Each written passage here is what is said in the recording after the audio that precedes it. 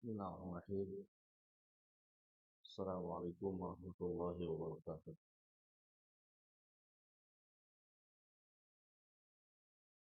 Alhamdulillah rabbil alamin. Salatu wassalamu ala nabiyyina Muhammadin wa ala alihi wa sahbihi ajma'in. Allahumma inna nas'aluka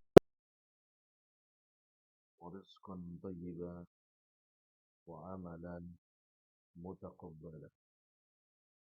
Qalu subhanaka la ilma lana illa ma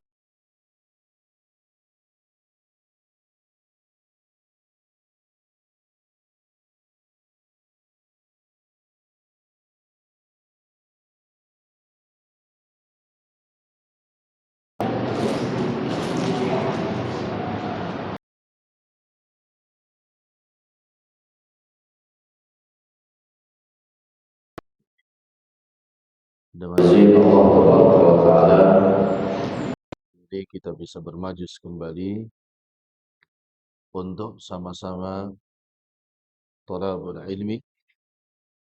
Kita mohon kepada Rabbul Alamin, Allah Tabaraka wa Ta'ala, semoga Allah senantiasa memberikan kefakihan, pemahaman kepada kita semua di dalam menuntut ilmu, dan Allah berikan kemudahan kepada kita semua untuk diamalkan dalam kehidupan kita sebagai bekal menuju negeri akhirat kelak, insyaallah. Salawat dan salam semoga Allah tetap curahkan kepada Nabi yang mulia, Nabi Muhammad Rasulullah sallallahu alaihi wa alihi wasallam. At-Tadhkirah hari ini masuk kepada bab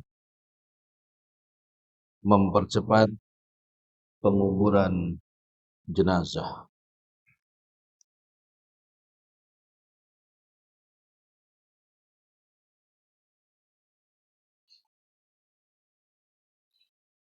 Beliau rahimah ta'ala, Al-Imam Al-Qutubi, mengawali bab ini dengan hadis yang dibawakan oleh beliau rahimah ta'ala dari Al-Bukhari. Kata beliau, Al-Bukhari telah meriwayatkan dari Abu Sa'id Al-Khudri radhiyallahu ta'ala anhu bahwa Nabi alaihi wasallam bersabda, apabila jenazah telah dibangkitkan, dibaringkan, lalu diangkut oleh beberapa orang di atas pundak mereka, maka jika dia orang soleh, dia berkata, percepatlah aku, percepatlah aku. Dan jika dia bukan orang soleh, maka dia berkata, celakalah jasadku, maka kalian bawa kemana dia. Suaranya terdengar oleh makhluk apa saja selain manusia. Padahal andaikan manusia mendengar, niscaya dia jatuh pingsan. Ini hadisnya sahih riwayat Bukhari. Jadi paragraf yang pertama, Imam Al-Qurtubi rahimahullah menjelaskan hadis riwayat Bukhari. Ketika jenazah telah dibaringkan, yakni telah selesai dikafani dan disolatkan, gitu ya, maka jenazah tersebut diangkut atau dibawa, ya, berjalan di pundak para pembawanya. Maka jenazah tersebut berkata, asri'u, segerakanlah, ya, minta disegerakanlah, minta dipercepat, ya. Kemudian kalau jenazahnya bukan termasuk orang baik, maka dia mengatakan, celakalah, kenapa buru-buru, ya. Jadi dua perkataannya, jenazah yang soleh akan mengatakan percepat atau segerakan, Tapi yang tidak soleh mengatakan jangan terburu-buru. Bahkan kalau disegerakan dia mengatakan celakalah kamu. Ini kebesaran. Kayaknya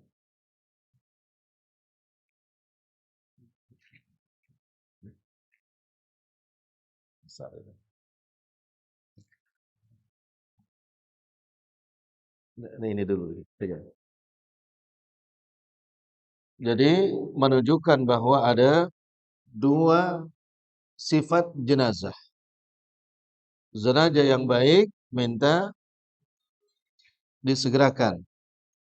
Sementara jenazah yang tidak soleh, maka dia justru mengatakan kalau dipercepat musibah baginya. Itu aja. Ya. Kemudian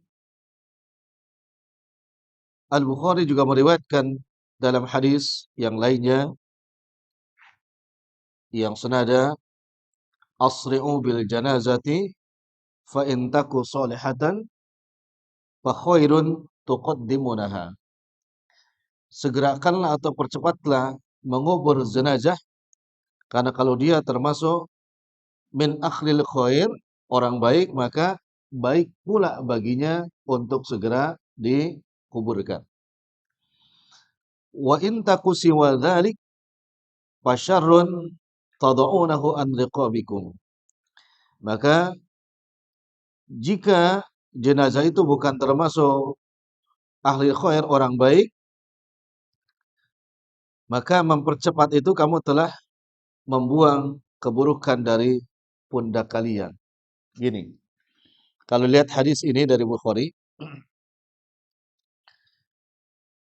bagi para pembawa jenazah, ya, yang membawa jenazah ke pekuburan, ketika dia mempercepat, maka baik bagi jenazah tersebut dan juga baik untuknya, untuk yang membawa jenazah.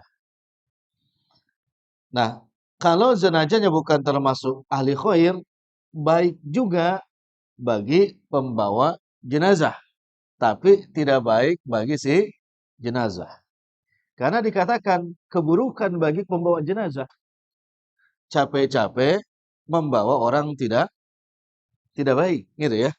Tapi kalau membawa orang baik, itu kan, walaupun harus dipercepat, andai kata agak jauh tempat kuburannya, maka bagi orang yang membawa orang baik akan mendapatkan pahala tambahan karena dia membawa orang baik. Tapi kalau orangnya buruk, semakin lama buang-buang waktu, ya, semakin lama disantaikan buang-buang waktu, maka dipercepat bagi jenazah yang tidak baik, kebaikan bagi yang membawa jenazah tersebut, gitu ya. Nah, hadis ini diriwayatkan pula oleh Imam Muslim. Penjelasan hadis, ada kalimat jatuh pingsan, ya, adalah terjemahan dari kata so'iko. So'iko itu tadi yang dimaksud kalau seandainya penduduk bumi yang dimaksud manusia mendengar ucapan mayat tersebut, maka dia akan tiba-tiba jatuh pingsan. Di hadis lain ada mengatakan illas saqalain, yang di mana saqalain maknanya seluruh makhluk Allah yang di bumi ini mendengar perkataan mayit tersebut, illas saqalain, kecuali jin dan manusia. Tetapi kata Al-Qurtubi di sini hanya satu yang tidak mendengar adalah manusia. Seandainya manusia bisa mendengar, maka dikatakan la sa'iqo, pasti manusia tersebut bisa pingsan, gitu ya. Tapi antum jangan dikait-kaitkan dengan yang lainnya. Misalkan sebulan meninggal, tiba-tiba rame suara burung bunyi. Antum kait-kaitkan, wah ini berarti dia mendengar apa? Ucapan si mayit. Walaupun tadi seluruh makhluk mendengar, illa saqalain, kecuali jin dan manusia. Tapi kalau dikait-kaitkan dengan itu, perlu dalil. Perlu dalil. Atau misalkan tiba-tiba dia miara ayam. Begitu tuannya meninggal, ayamnya rame berkokok. Lalu antum katakan, ini dia mendengar perkataan siapa? tuannya meninggal sehingga dia berkokok. Itu tidak boleh seperti itu. Dan yang mengait-kaitkan seperti itu ada. Ada kan? Dikait-kaitkan dengan macam-macam gitu ya. Ini perkataan beliau Al-Imam Qurtubi rahimahullah. Makna sa'iqah kata beliau bisa juga maknanya bukan cuman pingsan tapi mati. Ya, ada orang terlalu panik pingsannya, bisa aja ini menunjukkan bahwa sama-sama jatuh, sama-sama tidak bernapas umpama, bisa aja dia pingsan sampai mati ya, seperti itu. Kemudian kalimat asri'u, mempercepat. Maksudnya mempercepat berjalan ketika membawanya ke kuburan. Dan ada pula yang berpendapat mempercepat dalam mengurusnya setelah nyata mati. Sehingga tidak berubah atau membusuk. Tetapi pendapat pertama lebih jelas pengertiannya berdasarkan hadis yang diriwayatkan oleh An-Nasa'i dari Muhammad ibnu Abdul A'la dan Khalid. Dari Uyainah bin Abdurrahman, dia berkata, telah menceritakan kepadaku ayahku, dia berkata, aku telah menyaksikan jenazah Abdurrahman bin Samurah. Waktu itu Ziyad tampil di depan mereka. Maka beberapa orang lelaki dari keluarga Abdurrahman dan budak-budak mereka berada di belakang keranda dan berjalan mengikuti orang-orang. Seraya berkata, pelan-pelan, semoga Allah memberkahi kalian. Mereka seolah-olah merayap. Sehingga ketika kami sampai di suatu jalan, kami bertemu dengan Abu Barkah radhiyallahu ta'ala anhu mengendarai seekor begol. Kemudian ketika ia melihat orang-orang berjalan seperti tadi merayap, maka dia mengejar mereka dengan mencambuk begolnya seraya berkata, minggir, demi Allah yang telah memuliakan Abul Qasim, yakni Nabi Muhammad alaihi salatu wasallam, sungguh aku telah melihat jenazah kami dahulu bersama Rasulullah sallallahu alaihi wasallam dan kami benar-benar hampir berlari membawanya. Maka orang-orang pun memberinya jalan. Hadis ini dinyatakan sahih oleh Abu Muhammad Abdul Haq. Jadi gini, kalimat mempercepat di sini maknanya ya lewat penjelasan tadi Muhammad bin Abdul A'la adalah juga bukan berlari terburu-buru ya, tapi adalah memberikan atau berjalan membawa mayat tersebut tidak merayap dan juga tidak lari terburu-buru, berjalan lebih cepat sedikit. Itu ya maksudnya ya, berjalan lebih cepat sedikit. Karena cepat sehingga membuat para pembawa mayat itu kelelahan, ini pun juga tidak boleh. Apalagi sekarang kadang-kadang membawa jenazah itu pakai ambulan. Ambulan lewat di jalan raya. Dengan cepat yang luar biasa, itu bisa membahayakan juga siapa? Pembawanya, bukan mayitnya ya. Bisa membahayakan pembawa mayat tersebut. Dan juga bisa membahayakan pengguna jalan yang lainnya. Dan ini dilarang dalam agama. Maka sesuailah dengan ukurannya. Tidak terlalu cepat, tidak terlalu lambat. Ini pendapat yang rujih. Pun kalau tidak pakai mobil gitu kan. Kalau cepat terlalu lari juga berbahaya. Terpeleset lah. Gitu ya. Bahkan ada hadis lain. Seorang yang membawa jenazah itu juga tidak boleh menyebabkan jenazah itu pusing. Gitu ya. Antum bawa mobil sampai ngoeng, jenazahnya itu lampu merah ditebas, tuh jenazahnya pusing juga itu. Tidak boleh menyebabkan jenazahnya pusing. Gitu. Sakit kepala dia. Tidak boleh gitu. Jadi ini tidak boleh salah memahami hadis ini. Pak, kalimat asri'u itu berjalan dengan sedikit lebih cepat. Itu artinya berjalan dengan sedikit lebih cepat. Merayap tidak boleh. Kan ada yang buat itu merayap. Sambil membaca sesuatu gitu kan, dikit-dikit. Ini dilarang juga. Lari pun dilarang. Ya, ini kalimat fa'asri'u. Insyaallah ya. Maka kalau ngaji hari ini, besok ada yang meninggal, besok maksudnya ya. Besok tuh ya 10 tahun, 50 tahun lagi gitu ya. Ada yang meninggal, antum harus paham nih cara membawa jenazah. Apalagi musim hujan, kuburan licin, nggak pakai sendal lagi kan, buru-buru.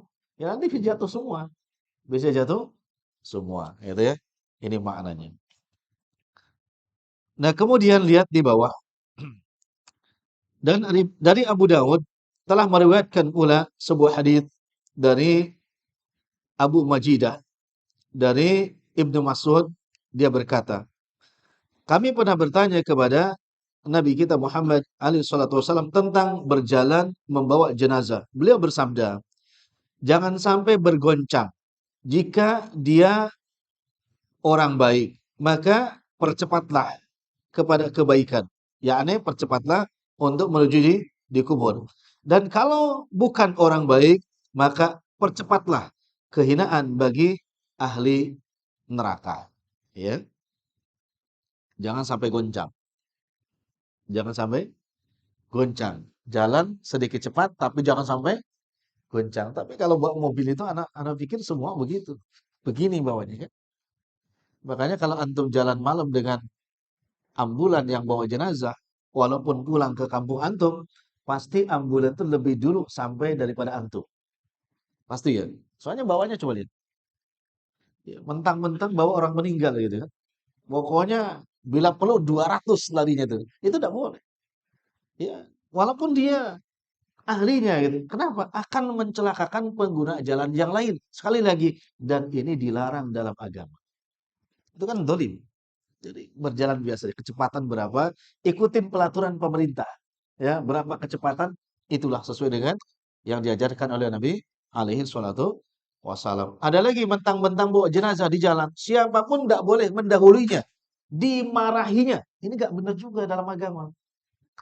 Ya, jenazah itu juga ketika lampu merah, biarkan lampu merah, jangan diterobos. Jangan, ini buat jenazah nih lampu merah. Nggak usah, biarkan saja. Ya, pernah lihat begitu, Pak? Minta akses ya, didahulukan karena bawa jenazah, diterabas lampu merah. Itu bahaya. Nggak boleh seperti itu. Ini mungkin ada yang memahami hadis asri'u dengan berlari cepat, bukan berjalan lebih lebih cepat. Itu kalau cepat ya beda. Ya. Ya. Nah ini perkataan beliau. Hadis ini disebutkan pula oleh Abu Umar dari Abdul Bar. Dia berkata pendapat yang dianut oleh sejumlah ahli ilmu ialah sedikit dipercepat dari berjalan yang wajar. Nah ini, sedikit dipercepat dari berjalan yang lebih wajar. Dan tergesa-gesa lebih mereka sukai daripada berjalan lambat. Beda kan? Tergesa-gesa bukan berarti lari, Bang.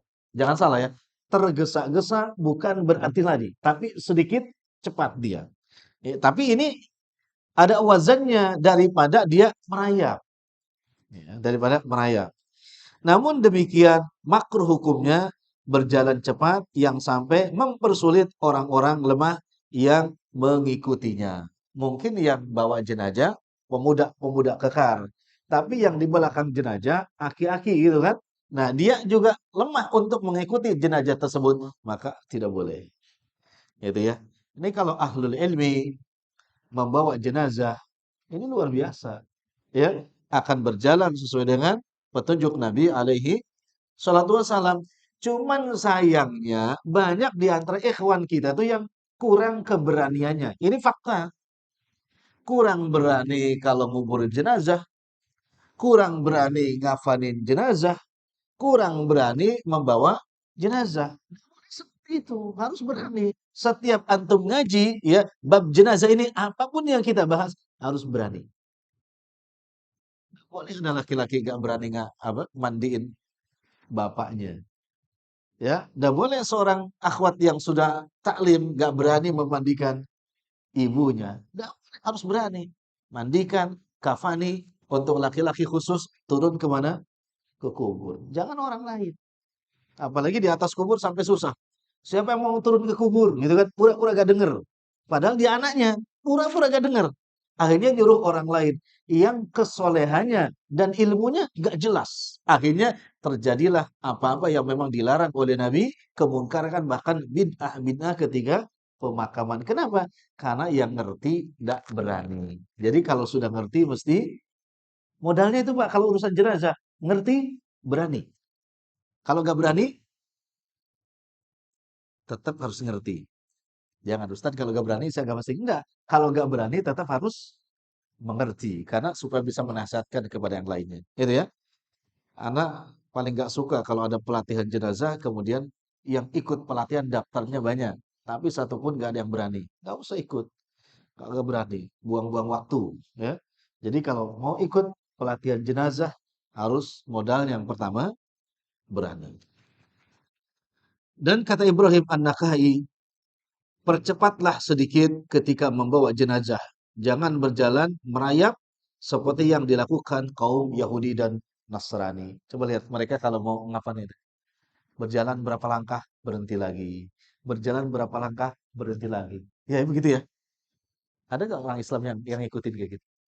Mau berjenazah, jalan bentar, maju, maju bentar, berhenti. Ada ya? Apa yang dibaca itu? Ya. Ditembak. Masya Allah. Udah meninggal ditembak lagi. Ini ya. Ini. Jadi yang menguburkan jenazah dengan cara merayap itu dua kelompok, Yahudi dan Nasrani. Maka kaum muslimin dilarang menyerupai Yahudi dan Nasrani. Insyaallah seperti itu ya. Bab berikutnya.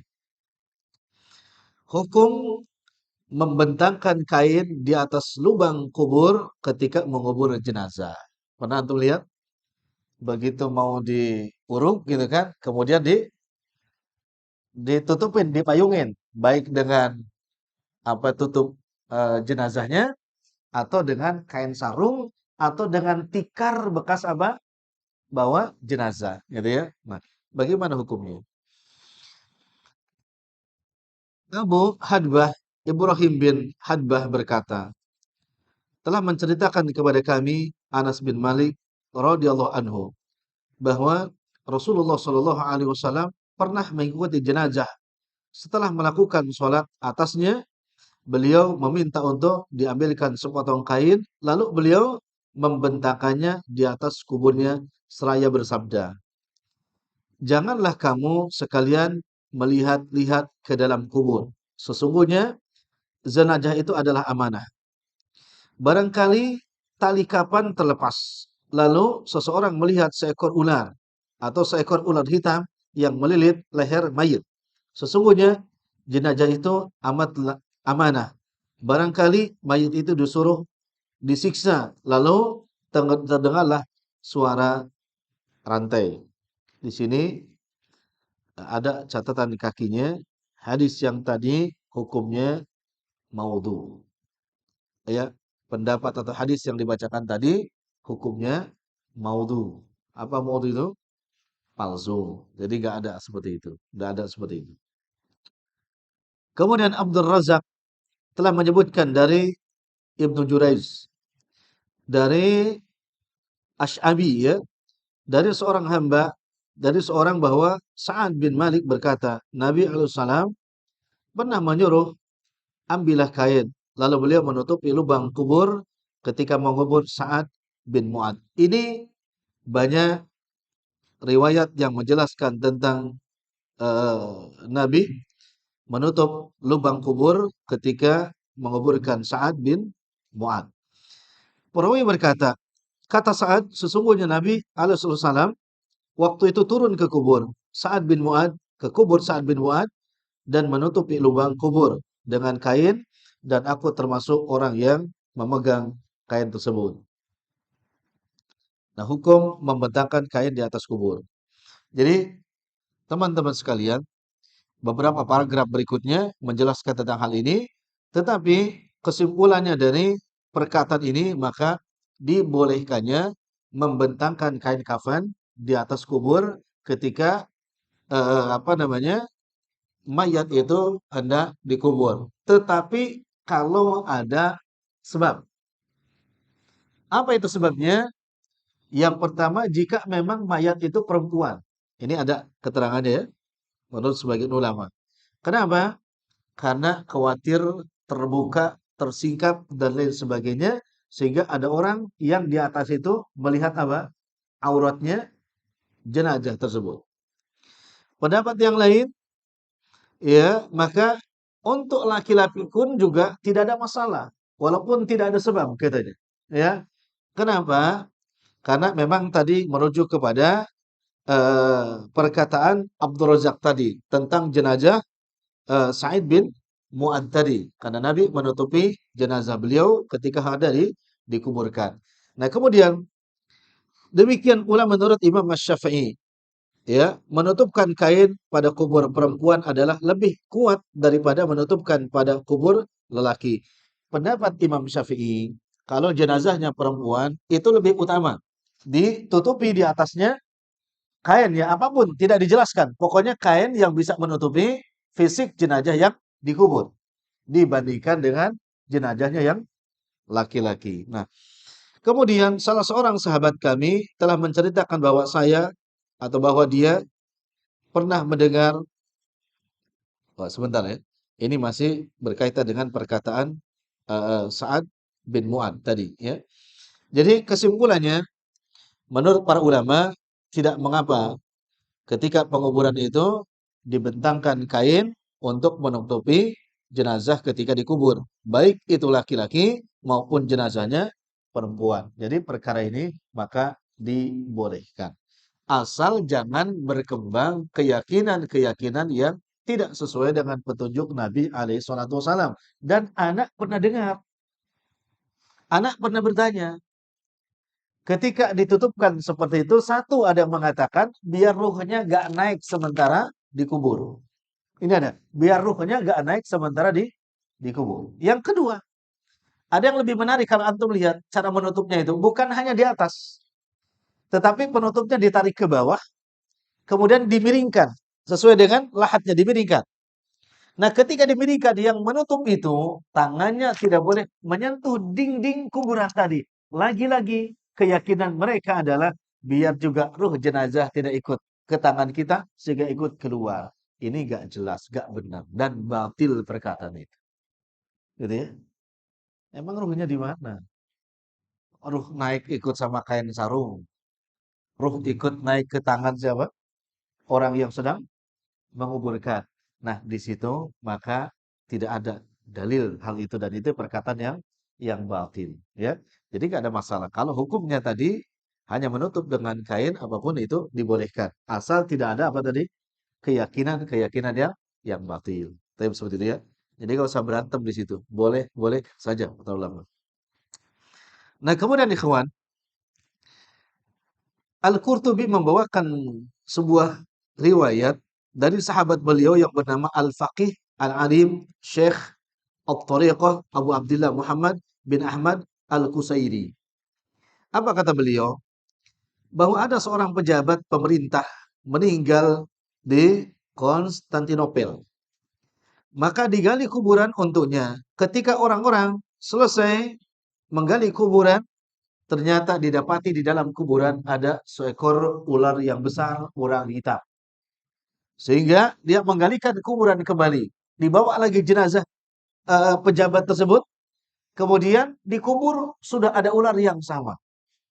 Kata beliau, ini temannya Al-Qurtubi, ini Al-Faqih Al-Alama, Syekh At-Tariqah, sampai 30 kali menggali kuburan. Bayang itu ya. Segini kali ya. 10, 30 nih. Luas tanahnya kan. Digali 30 kuburan. Dan setiap mau mayat itu dikuburkan, di dalamnya sudah ada ular yang siap untuk menemaninya. 30 kali. Bayang itu ya. Nah, kemudian tekala mereka sudah kelelahan, mereka bertanya-tanya apa yang mesti mereka perbuat. Maka terdengarlah suara atau jawaban, kuburkanlah dia bersama ular itu. Nah, ini perkataan teman Al-Imam Al-Qurtubi yang bernama siapa tadi? Al-Faqih Al-Alim Syekh At-Tariqah Abu Abdullah. Tidak apa-apa.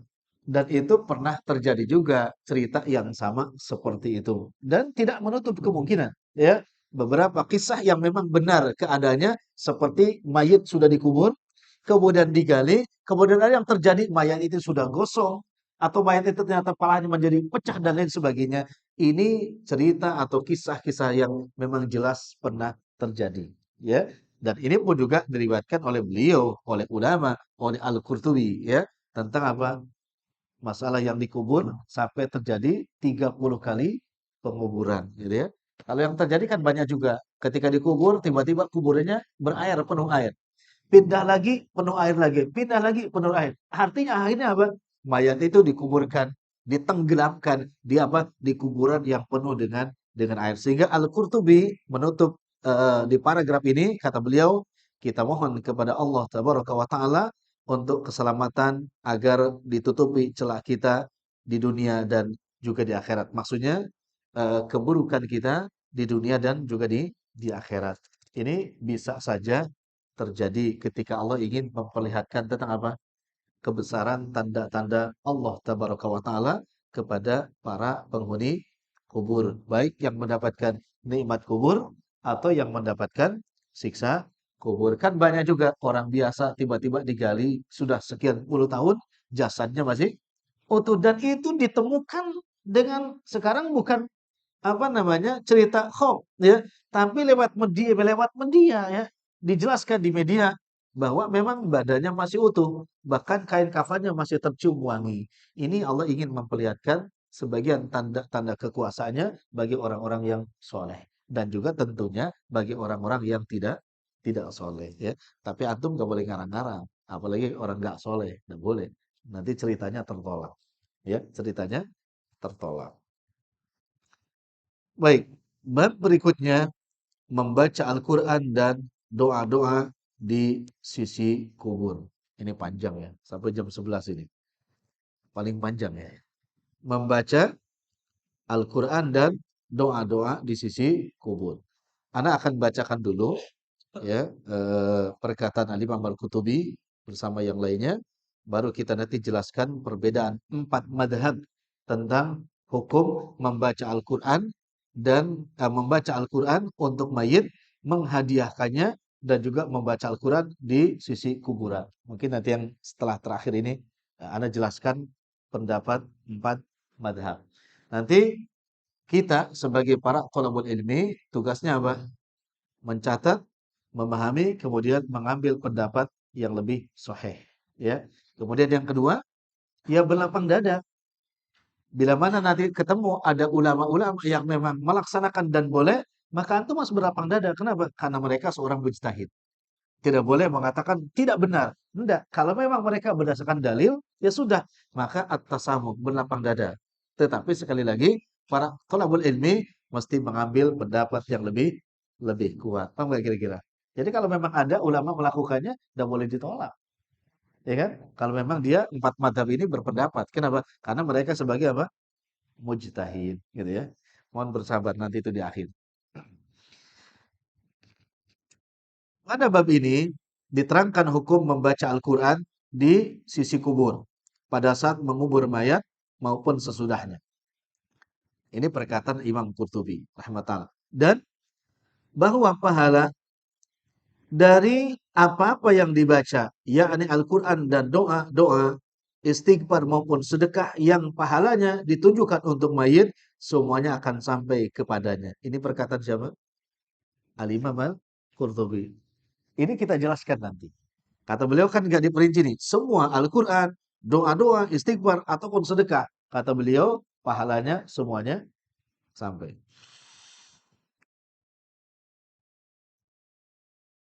Yang pahalanya ditujukan untuk mayit katanya. Berarti kan dihadiahkan. Semuanya akan sampai kepadanya. Demikian disebutkan oleh Abu Hamid dalam kitabnya Al-Ihya. Yakni Al-Imam Ghazali.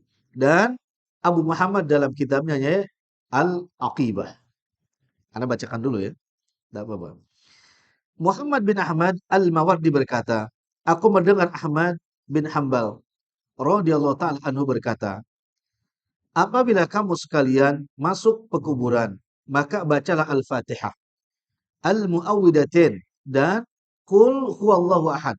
Dan hadiahkanlah pahalanya untuk ahli kubur. Maka pahala itu akan sampai kepadanya. Ini masih Al-Imam Al-Qurtubi membawakan pendapat Muhammad bin Ahmad Al-Mawardi. Ali bin Musa Al-Haddad berkata, aku pernah bersama Ahmad bin Hambal. Siapa Ahmad bin Hambal ini? Imam Hambali. Ahmad bin Hambal.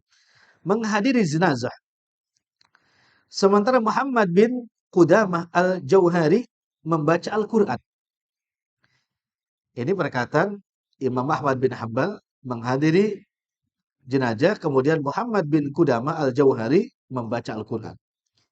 Tatkala kami telah mengubur mayit, maka datanglah seorang laki-laki buta membaca Al-Quran di sisi kubur. Maka berkatalah Ahmad kepadanya. Yang dimaksud Ahmad siapa tadi?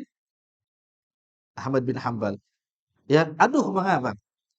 Sesungguhnya membaca Al-Quran di sisi kubur adalah bid'ah.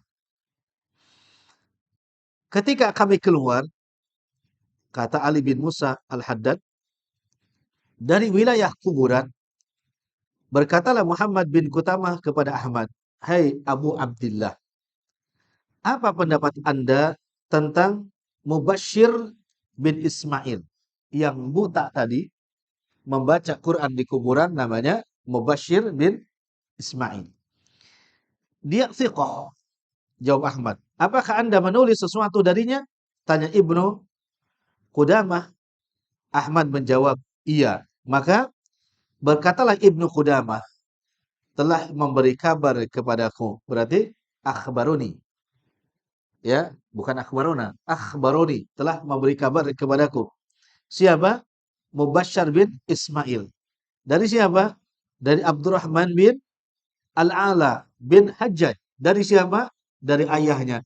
Bahwa dia berpesan, apabila dirinya telah dikubur, maka supaya dibacakan awal dan akhir surah Al-Baqarah di sisi kepalanya. Dan dia katakan pula, aku mendengar Ibnu Umar berpesan seperti itu. Nah, kemudian mendengar itu maka Ahmad berkata, yang dimaksud Ahmad tadi, Ahmad bin Hambal berkata, kembalilah kamu kepada lelaki tadi dan katakan kepadanya supaya terus membaca. Ada yang punya bukunya? Lihat catatan kakinya. Ya, dalam catatan kakinya, kisah ini tidak sahih. Kisah ini tidak sahih. Diriwayatkan oleh Al-Khalilah. Al-Khallal ya. Dalam Al-Qira'ah li ahli kubur. Dengan sanad dhaif. Bahkan ada periwayatan yang thiqah atau sabit, otentik, dengan isnad yang sahih, yang menyatakan perbuatan itu makruh. Imam Ahmad bin Hambal paling tinggi memberikan hukuman kepada orang yang membaca Quran di kubur makruh. Paling tinggi pendapat beliau. Ya. Hukumnya apa? Makruh kata beliau. Ini belum dikuatkan dengan dalil yang lain. Kemudian Abu Daud berkata dalam kitabnya Al-Masail dari Ahmad, aku mendengar Ahmad ditanya tentang membaca Al-Quran di sisi kubur. Maka dia menjawab, jangan melakukan itu.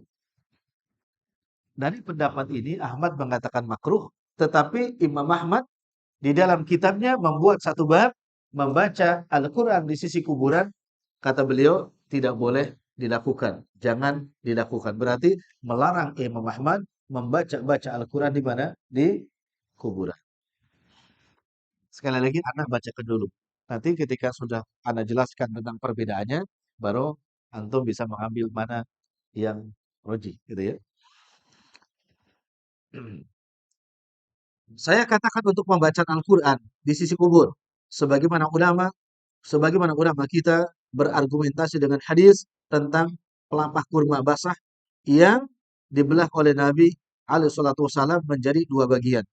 Lalu beliau tancapkan sebagian di suatu kubur dan sebagian lagi di kubur yang lain. Kemudian beliau bersabda, mudah-mudahan kedua penghuni kubur ini diringankan selagi dua belah pelepah itu belum kering. Hadis riwayat Al-Bukhari dan Muslim.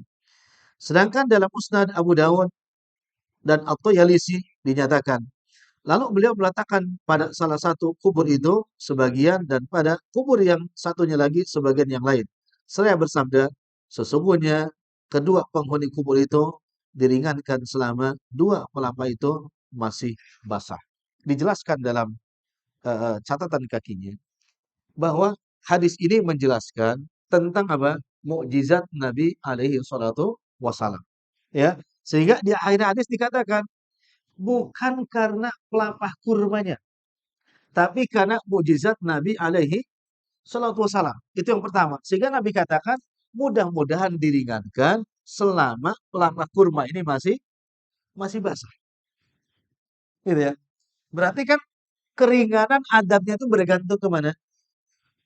Bergantung kepada pelapah kurma itu masih basah atau tidak. Berarti kalau sudah kering, ditambah lagi diringankannya selama pelapah kurma masih basah. Yang kedua, Nabi alaihi salatu wasallam tidak melakukan kepada kebanyakan kuburan. Jadi dalam kisah hanya dua kuburan ini saja. Sementara ada orang-orang yang mengatakan, kalau begitu berarti pohon-pohon yang ditanam di kuburan itu ya bermanfaat untuk siapa? Penghuni kubur. Karena pohon-pohon tersebut selama hidup maka dia basah. Ini keliru. Ini kias yang keliru. Padahal itu pun karena apa? Mukjizat Nabi SAW. Biadi syarif dengan tangan Nabi yang mulia. Dan Nabi memohon kepada siapa? Kepada Allah tabaraka wa ta'ala. Jadi jangan sampai ada keyakinan yang batil seperti tadi. Ya? Sehingga kuburan dipenuhi dengan apa? Tanaman macam-macam. Bahkan yang masyhur apa itu yang biasa di kuburan itu? Kamboja. Apalagi ada kalau di daerah Ana itu hanjuang. Tahu kan? Hanjuang merah, hanjuang hijau gitu kan? Ya. Itu kalau diyakini sebagaimana pelapah kurma Nabi, batil. Ya, tidak bisa seperti itu. Ya, tidak bisa seperti itu. Tapi kalau tujuannya menanam tanaman di kuburan supaya yang datang ke kubur bisa berteduh, gitu ya, bisa berteduh. Atau tanaman yang memang ada buahnya, biar yang datang ke kubur itu apa? Menikmati buahnya. Boleh. Jangan sampai ditanam pohon, antum katakan pohonnya semakin rindang, ya apa namanya daun-daunnya. Maka dengan sebab itu mudah-mudahan penghuni kubur tidak kepanasan. Itu nggak benar. Dan itu ada yang berpendapat seperti itu. Jadi hanya sebatas mukjizat Nabi. Yang kedua, Nabi juga menggantungkan selama apa itu pelapah kurma masih basah. Nah itu dijelaskan. Ahli kubur itu bukan diringankan siksaannya karena pohon itu, tetapi karena syafaat Nabi alaihi salatu wasalam sebagaimana diriwayatkan dalam Sahih Muslim. Jadi bukan karena pohonnya, tapi karena syafaat Nabi. Kalau antum juga ngambil pelapa kurma ditajamkin dimanapun juga, tetap aja nggak bakal meringankan. Kenapa? Karena tangan antum dengan tangan Nabi beda, gitu kan? Ya, tapi Ustadz ini kiai antum juga beda. Ya, dan tidak boleh menyamakan kiai antum dengan siapa? Nabi atau apalagi menyandingkannya, apalagi mensejajarkannya derajatnya batil. Dan itu bisa keluar dari apa? Keislaman. Keluar dari keislaman kalau mensejajarkan ulama dengan siapa? Derajatnya ini derajat dengan Nabi. Kalau hadis yang mengatakan al ulama warasatul anbiya benar. Ulama itu warisan para nabi dalam apa? Ilmunya. Tapi dalam derajatnya beda. Toh para sahabat pun derajatnya beda-beda. Tabiin pun derajatnya beda-beda. Oh ada orang biasa, gitu kan? Karena sudah ceramah kemana-mana, disejajarkan derajatnya dengan siapa? Nabi akhirnya diminta ke kuburan, disuruh apa? Menancapkan pelapa kurma dengan tujuan apa? Biar yang dikubur diringankan apa? Siksaannya, nggak bisa, nggak bisa. Baik. Nah kemudian para ulama berkata, dari hadis ini bisa disimpulkan. Nah ini masih pandangan dari Imam Al-Qurtubi. Betapa besar manfaat menanam pohon dan membaca Al-Quran di sisi kubur. Nah, ini, ya. Dan Kalau para penghuni kubur itu diringankan siksanya karena adanya pohon-pohon, maka apalagi dengan membaca Al-Quran.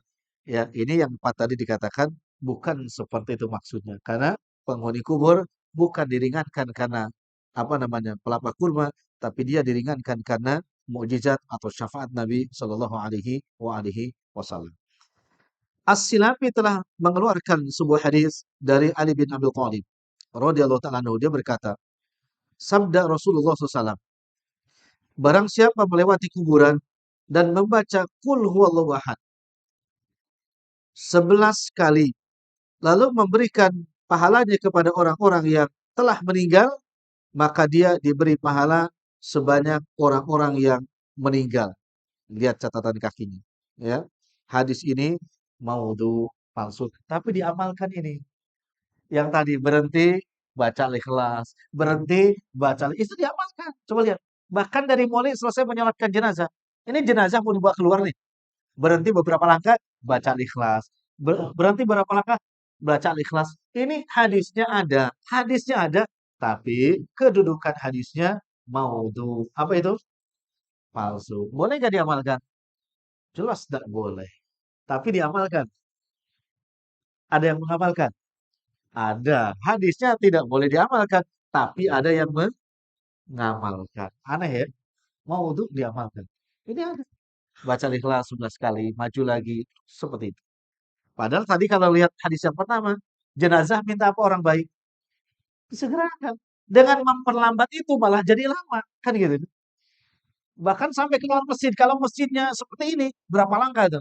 3 langkah berhenti. 3 langkah. Apa? Menyalahi hadis asri'u. Percepatlah. Dia malah memperlambat. Gitu ya. Hujan. Allahumma shayban nafi'.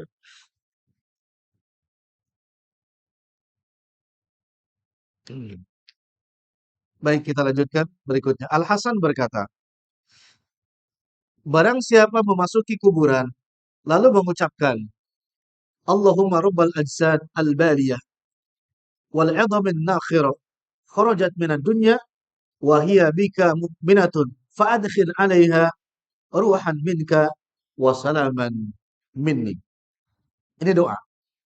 Ya Allah, Tuhan jasad-jasad yang telah hancur, dan tulang-tulang yang rapuh. Mereka telah keluar dari dunia dalam keadaan beriman kepadamu. Maka masukkanlah kepada mereka rahmat darimu dan salam dariku. Maka Allah mencatat kebaikan sejumlah ahli kubur.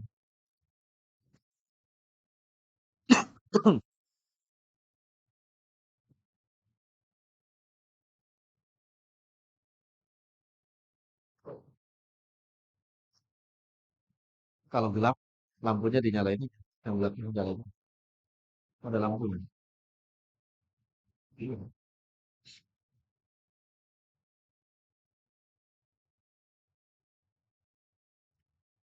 Baik. Baik. Baik. Jazakallah khair, Pak. Kalau doa ikhwan, berdoa tidak diperselisihkan oleh para ulama untuk ahli kubur boleh. Bahkan orang yang mendoakan itu mendapatkan pahala.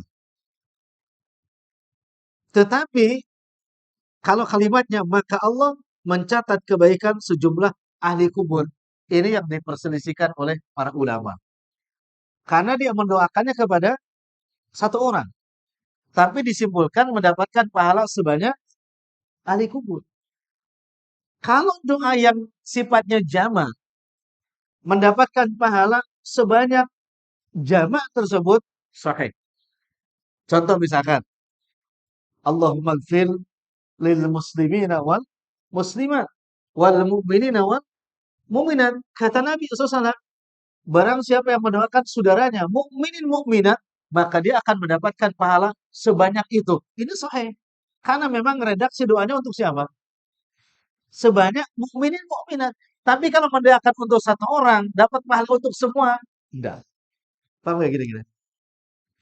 Misalkan kalau gini, Allahumma gfir lil muslimina wal muslimat, ya, eh, ampunilah muslimin muslimat, baik yang masih hidup ataupun yang sudah meninggal dunia, maka dia akan mendapatkan pahala dari sebanyak muslimin muslimat yang masih hidup dan juga muslimin muslimat yang telah meninggal. Tapi kalau redaksi yang tadi enggak, dia mendoakan satu orang, tapi mendapatkan pahala dari semua ahli kubur. Enggak, kata para ulama. Gitu ya. Maka belajar cerdas di sini. Kalau ingin mendapatkan pahala yang banyak, maka kalimat redaksi doanya pakai jama. Jangan mufrad, jangan tunggal, jama sehingga mendapatkan pahala juga jama semuanya. Paham ya kira-kira? Seperti itu. Masa doa sendiri dapat banyak, ya. Dia doa di sini Allah magfirli dunubi, Allah ampuni dosaku. Dia berharap mendapatkan pahala dari semua. Tidak bisa. Orang dia bilang sendiri, kalau dia mengatakan Allahumma gfir lana, jelas kan? Kami semua. Nah, seperti itu ya. Dan itu dibolehkan kalau doa. Selama doa itu tidak mengandung apa? Kebencian, untuk mendolimi, untuk memutuskan silaturahim. Maka dilarang kalau seperti itu. Ini ya. Kemudian, dan diriwayatkan dari Nabi SAW. Sebuah hadis dari Ibnu Abbas radhiyallahu taala anhu bahwa beliau bersabda, sebaik-baik manusia dan sebaik-baik orang yang berjalan di atas hamparan bumi adalah para pengajar. Setiap kali agama dirusak, maka mereka memperbaikinya atau memperbaharuinya.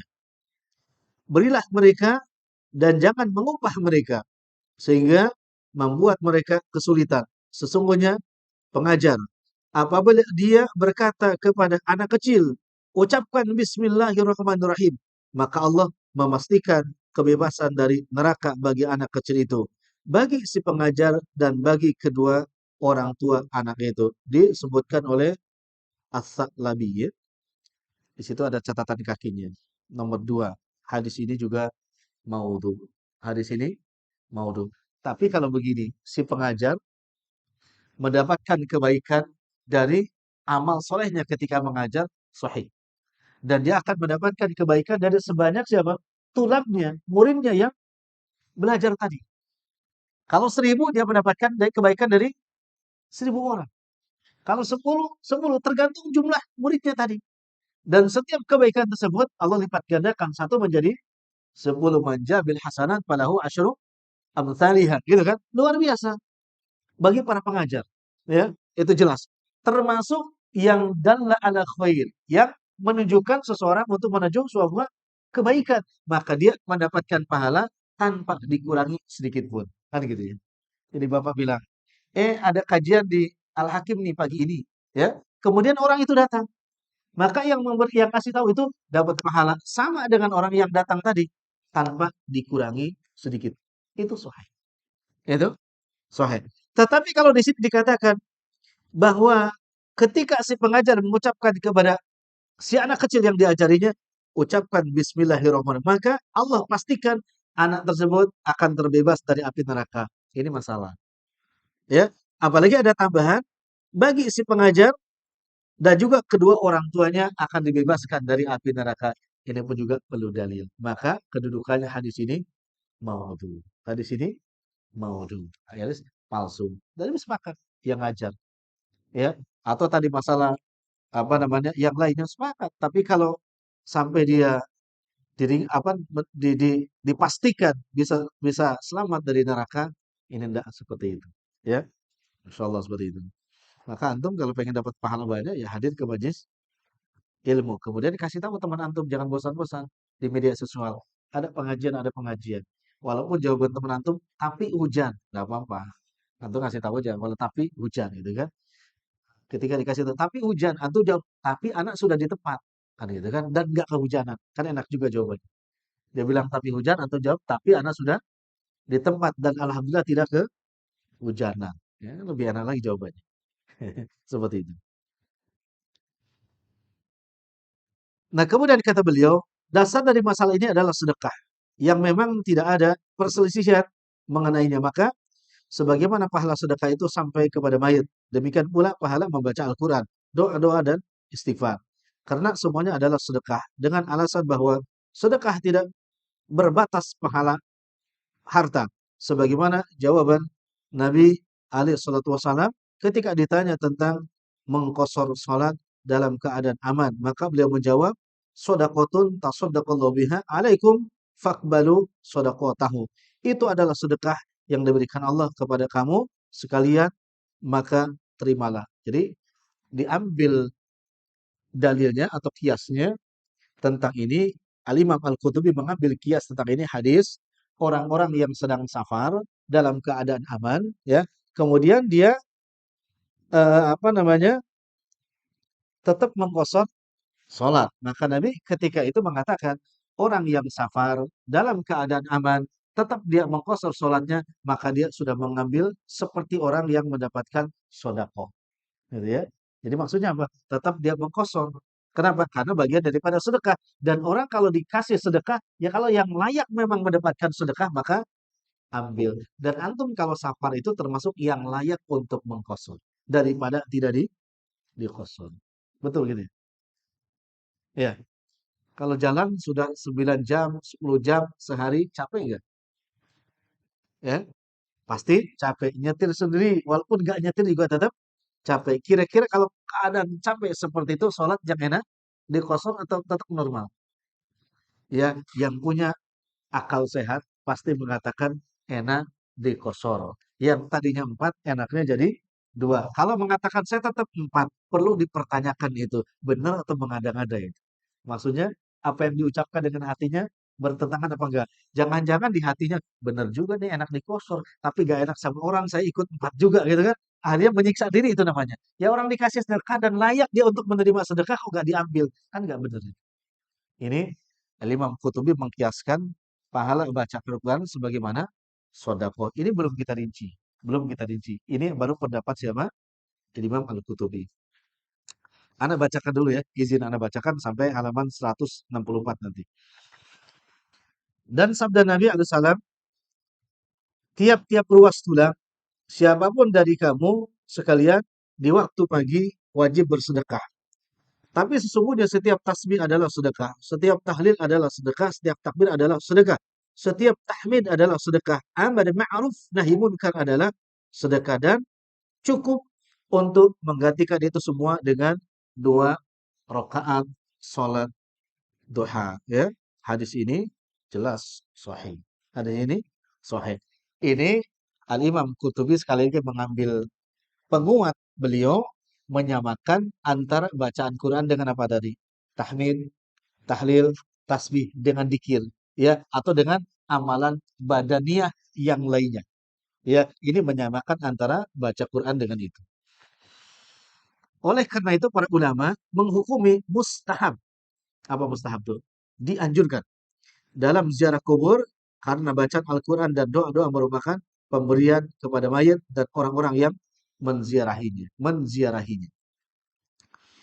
Dalam riwayat dari Nabi alaihissalam, keadaan mayat dalam kuburnya tidak lain seperti orang yang tenggelam, yang meminta tolong. Dia menunggu doa yang datang kepadanya dari ayahnya, saudaranya, atau temannya. Apabila doa datang kepadanya, itu lebih disukai daripada dunia seisinya. Dan sesungguhnya hadiah dari orang hidup kepada orang-orang yang telah meninggal dunia adalah doa dan istighfar. Ini ada catatan kakinya, keterangan tersebut adalah munkar jiddan. Tambahan, munkar jiddan. Bahasa Jawanya tenan. Munkar tenan gitu kan. Beneran itu kan jiddan, beneran. Kan doib atau doib jiddan. Ada munkar jiddan, ya. Itu keterangannya seperti itu.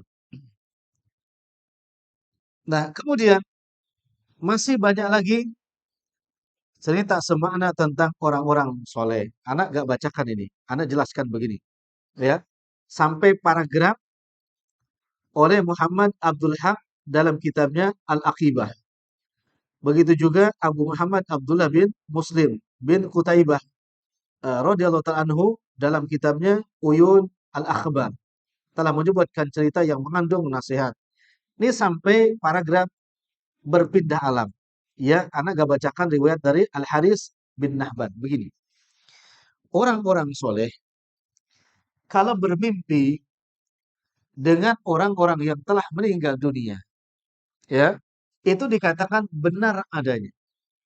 Dan kalau bercerita tentang mimpinya, maka benar adanya sebagaimana dijelaskan oleh eh, para tabi'in tentang hal itu. Selama dalam mimpinya tidak keluar dari syariat. Ya, misalkan gini, si fulan memimpikan si fulan yang sudah meninggal dunia. Dalam mimpinya si fulan yang sudah meninggal dunia itu terlihat memakai pakaian serba putih, rapi, wangi dan bagus. Kemudian misalkan si fulan itu memakai apa? Mahkota. Itu bisa dibenarkan. Karena memang ada pahala-pahala yang Allah berikan kepada ahlul mayit seperti itu. Gitu ya. Ada seperti itu. Atau si fulan misalkan meninggal, ya, ditemukan dia di sebuah taman bersama para perempuan yang cantik bidadari. Itu juga mimpi seperti dibenarkan adanya. Ya, dibenarkan adanya. Tapi kalau dia mimpi jalan-jalan dia bersama Nabi, mimpi dia jalan-jalan dimimpikan jalan-jalan bersama Nabi dan dia melihat wajahnya gitu kan. Kemudian jalan-jalan bersama para malaikat. Ini ya perlu siapa sih orangnya? Kan gitu, siapa sih orangnya? Tetapi secara umum orang yang menceritakan itu bisa benar. Atau misalkan ada cerita dia bermimpi, kemudian dalam mimpinya bertemu dengan seseorang. Kemudian seseorang itu memerintahkan jangan meninggalkan sholat. Kalau kamu meninggalkan sholat nanti ancamannya ini dan diperlihatkan dalam mimpinya dahsyatnya neraka.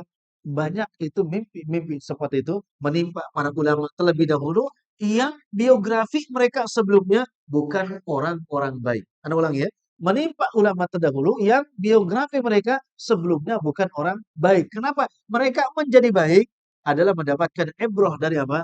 Dari mimpinya. Itu bisa benar dikatakannya sebagaimana diriwayatkan oleh tadi eh, Abdullah bin Muslim Al-Qutaibah dalam Uyun Al-Akhbar itu benar ada yang seperti seperti itu. Gitu ya. Jadi jangan disangkal. Tapi kalau tidak masuk akal, ya jelas jangan gitu ya. Atau di dalamnya untuk apa? Membuat syirik kepada Allah. Itu tidak boleh. Tidak boleh. Misalkan mimpi. Ternyata saya mimpi berjalan. Di jalan itu ternyata menyeberang sirat.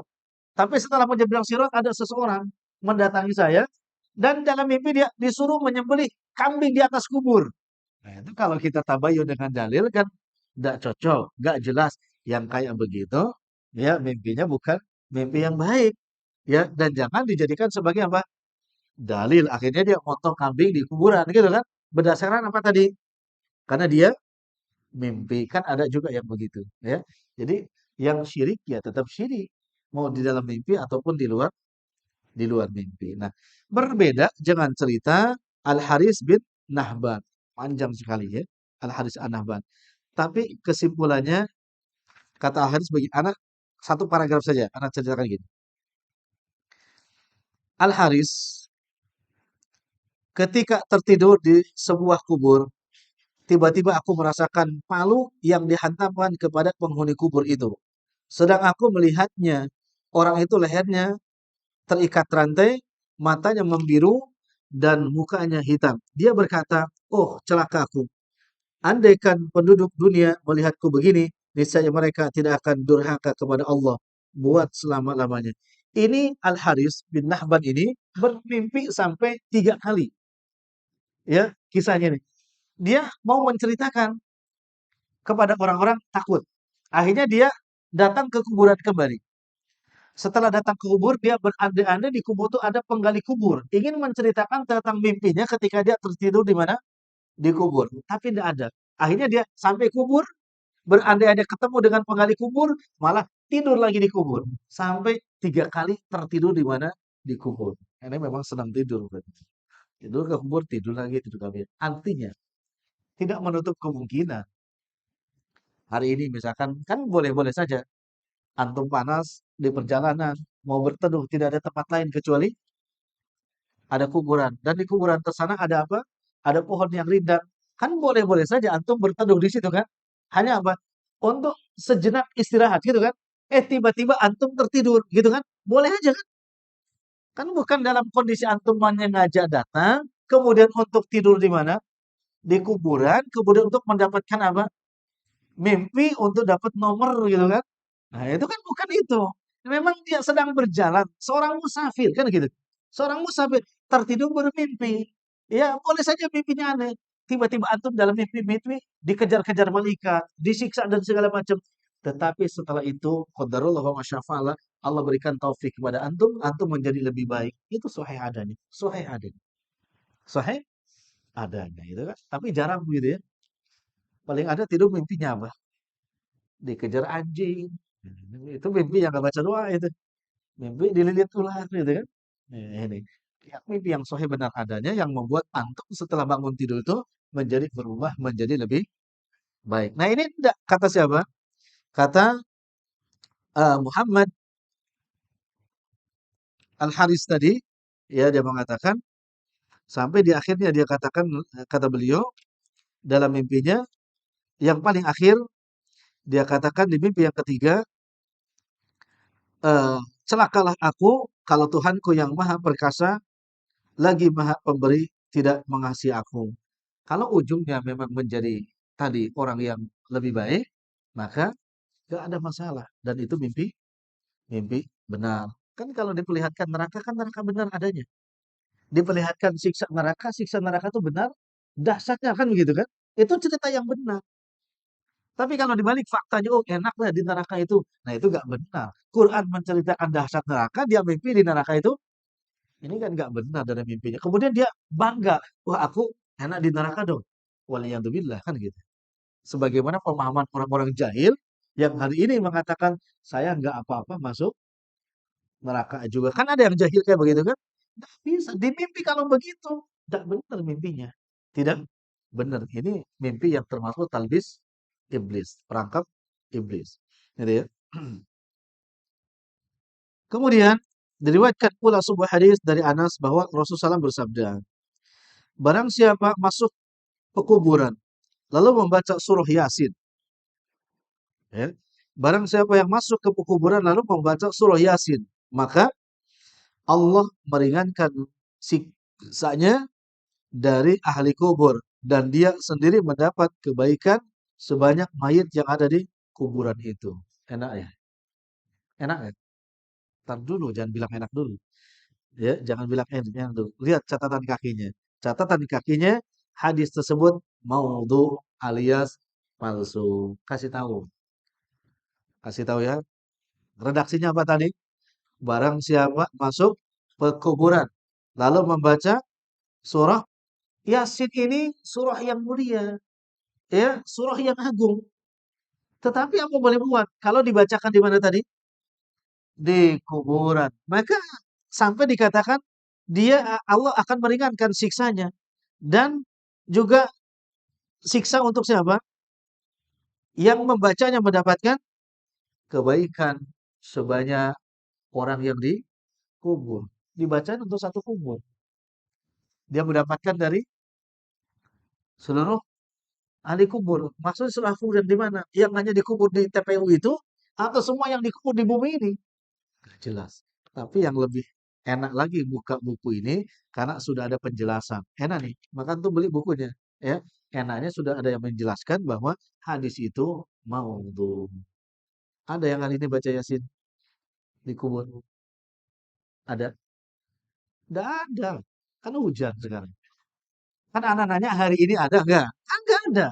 Kan hujan. Ya, kan anak nggak bilang ada nggak di non kan nggak kan ada nggak yang baca hari ini di sini kan nggak ada hujan. Ini untuk ini aja lah supaya antum paham. Supaya antum paham gitu ya. Ini jadi kalau ada di kan itu ada hadisnya jauh hadisnya ada tapi kedudukan hadisnya kalau bilang cuma ada hadis tapi kedudukannya gimana? Mau itu palsu gak boleh diamalkan ya ini sendiri. Ada juga yang marah-marah, Pak. Tetap ada hadisnya. Gak usah pakai maudu-maudu. Gak usah pakai doib-doib. Kan itu juga hadis. Nggak bisa. Ya, berkata mengatasnamakan Nabi, tapi Nabi tidak berkata atas perkataan tersebut, berarti berdusta atas nama Nabi. Itu dosanya lebih besar lagi. Bohong aja sudah dosa. Apalagi bohong mengatasnamakan Nabi, selalu lebih dosa lagi. Besok di hadapan Nabi bagaimana? Nabi katakan, kamu mengatakan aku berkata begini, aku juga tidak berkata demikian. Mau bagaimana? Bisa nggak berhujah di hadapan Nabi? Nggak bisa, ikhwan. Nggak bisa. Ya, udahlah, silakan saja. Ya, tanggung jawab ditanggung, risiko ditanggung sendiri. Riwayat lain dari Abdullah bin Umar bin Al-Khattab radhiyallahu ta'ala anhu bahwa dia telah berpesan supaya dibacakan di sisi kuburnya surah Al-Baqarah. Lihat catatan kakinya, kalimat tersebut dari Abdullah bin Umar dikatakan munkarul hadis. Hadisnya hadis munkar. Seperti itu. Seperti yang tadi apa? Yasin. Yang kedua di sini apa? Al-Baqarah. Tadi awal-awal minta dibacakan 6 ayat pertama Al-Baqarah, 6 ayat terakhir Al-Baqarah juga, ya. Tetapi ini tidak mengeneral semuanya karena nanti di akhir Anda jelaskan memang ada imamul madhab yang seorang mujtahid yang memang membolehkannya. Apa yang dibaca dan di mana nanti kita jelaskan. Apa di luar kubur atau di kubur. Ini kan dijelaskan di mana? Di kubur. Nanti beda tuh hukumnya. Di rumah, di jalan, dan baca Quran di mana? Di sisi mayit yang belum dikubur dan membaca di kuburan mayat yang memang sudah ada mayatnya. Kan yang dikubur nih, tapi belum ada mayatnya. Itu hukumnya beda. Dengan dikubur baca Quran yang mayatnya sudah. Kan kalau kubur belum tentu semuanya ada mayat. Ini kuburan. Apakah semuanya ada mayatnya? Enggak, yang ada mayatnya saja kan. Namanya tempat kuburan masih luas. Maka dikatakan, masih adakah tempat di kubur yang kosong? Jawabannya ada, tapi tinggal sedikit. Maka antum yang tinggal di Tangerang, ya mau nggak mau besok meninggal, pulang kampung. Pulang kampung, kenapa? Kuburan tinggal sedikit. Itu pulang kampung antum ya. Tak apa-apa di sini cari duit, buang air kecil, buang air besar. Tapi mohon maaf dikubur kampung. Dikubur di kampung kan gitu.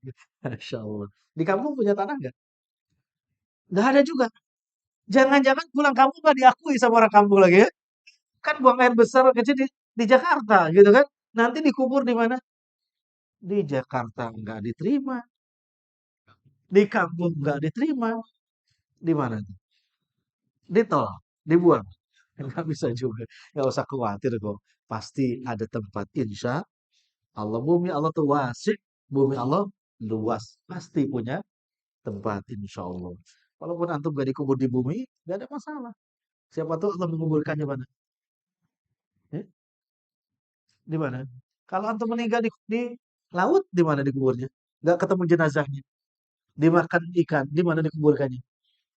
Ya jenazah antum di perut ikan. Kalau antum jatuh di pesawat yang sekian kaki ketinggiannya menjadi abu di mana? Jadi bumi juga. Jadi nggak usah dipikirin lah di kuburan di mana ya. Apalagi sudah beli kuburan, ya udah beli kuburan di mana. Kalau mempermudah membelikan kuburan untuk orang lain yang membutuhkan yang sudah meninggal, benar adanya, bagus pahalanya. Ini susah nih, antum banyak duit. Di tempat ini penuh antum bilang, ya, nggak apa usah takut. Anak belikan kuburan nih untuk antum. Oh, itu pahala luar biasa. Ya, jangan antum justru yang sudah beli kuburan di walking pak semuanya tuh. Cari tempat yang kira-kira malaikatnya agak ramah gitu kan. Kan ada yang punya pikiran begitu. Ini malaikatnya agak ramah sehingga bedanya berapa miliar kan ada begitu. Ada nggak usah jelasin kuburannya, tapi ada. Sini lebih rendah, di sini agak tinggi, di sini ada tamannya, di sini ada minimarketnya. Itu nggak ada bedanya sebetulnya. Malaikat itu kalau nggak baik ya sama keras juga kan. Baik dan tidak baiknya tergantung amal. Karena punya fulus akhirnya dibeli yang ini biasa 1 M, ini sama ukurannya 5 M. Bedanya di mana? Ya, bedanya di mana? Malaikat kok sama? Ya, ukurannya juga. Ini itulah manusia kalau berbudi ilmu. Padahal masih banyak porsi-porsi lain. Kalau punya uang bisa apa? Memperbanyak pahala. Bahkan mendapatkan jariah yang terus mengalir kan gitu ya. Nah itulah. Mudah-mudahan antum duitnya miliaran insya Allah. Tapi jangan untuk beli kuburan. Tapi kalau beli kuburan untuk disedekahkan untuk sekian ratus orang, wah luar biasa ya. Insya Allah ya. Beli 1 hektar. Ya. Untuk antum aja yang ngaji di sini, yang ngaji, ya, yang duluan ya terserah antum, terserah. Kemudian berikutnya, Ana masih bacakan sampai halaman tadi 166 ya insya Allah ya.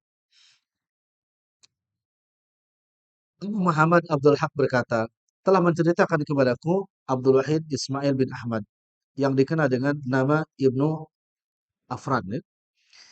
Dia dan ayahnya dikenal soleh. Dia berkata, ayahku radhiyallahu an meninggal dunia, maka berceritalah kepadaku salah seorang saudaranya yang bisa dipercaya perkataannya. Dia berkata, aku telah berziarah ke kubur ayahmu, maka aku membacakan satu hizib dari Al-Quran. Itu di Quran itu ada hizib. Ya. Ada sepertiga atau seperempat gitu ya. Lalu aku berkata, hai fulan, aku telah menghadiahkan bacaan ini untukmu, maka apa yang aku dapat? Kata orang itu, maka terciumlah olehku bau minyak kasturi. Semerbak meliputi diriku dan tetap bersamaku sesaat. Dan aku pulang. Tapi bau harum itu masih tetap mengikutiku. Ia baru berpisah dariku setelah aku menempuh setengah perjalanan. Ya, masih kata Abu Muhammad. Dan aku juga pernah melihat seseorang yang bisa dipercaya berkata, salah seorang istriku meninggal dunia. Maka pada suatu malam aku membaca beberapa ayat Al-Quran. Lalu aku hadiahkan untuknya. Sesudah itu aku berdoa kepada Allah Azza wa Jal, memohonkan ampun untuknya selain permintaan lainnya. Maka pada hari berikutnya ada seorang wanita yang mengenal istriku berkata kepadaku, tadi malam aku bermimpi melihat fulana. Maksudnya mayat tersebut. Dia ada dalam ruangan yang indah, di rumah yang indah pula. Dia mengeluarkan beberapa talam dari bawah dipan di rumahnya. Nampan itu dipenuhi botol-botol cahaya. Dia berkata kepadaku, ini adalah hadiah yang dikirim kepadaku oleh ahli rumah di dunia. Dua kisah tersebut, ya, Al-Imam Al-Qutubi masih menjelaskan tentang pahala bacaan Quran yang dihadiahkan, ya, pahala bacaan Quran yang dihadiahkan. Teman-teman sekalian, sekali lagi tadi sudah dijelaskan tentang itu ya, dan nanti akan dijelaskan di akhir perbedaan para ulama. Begini,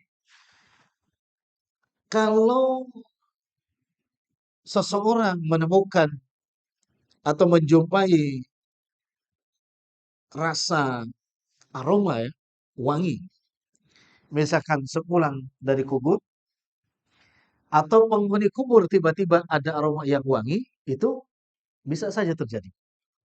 Bisa saja. Tetapi anak tidak sedang berkata ketika setelah menghadiahkan bacaan Al-Quran. Enggak.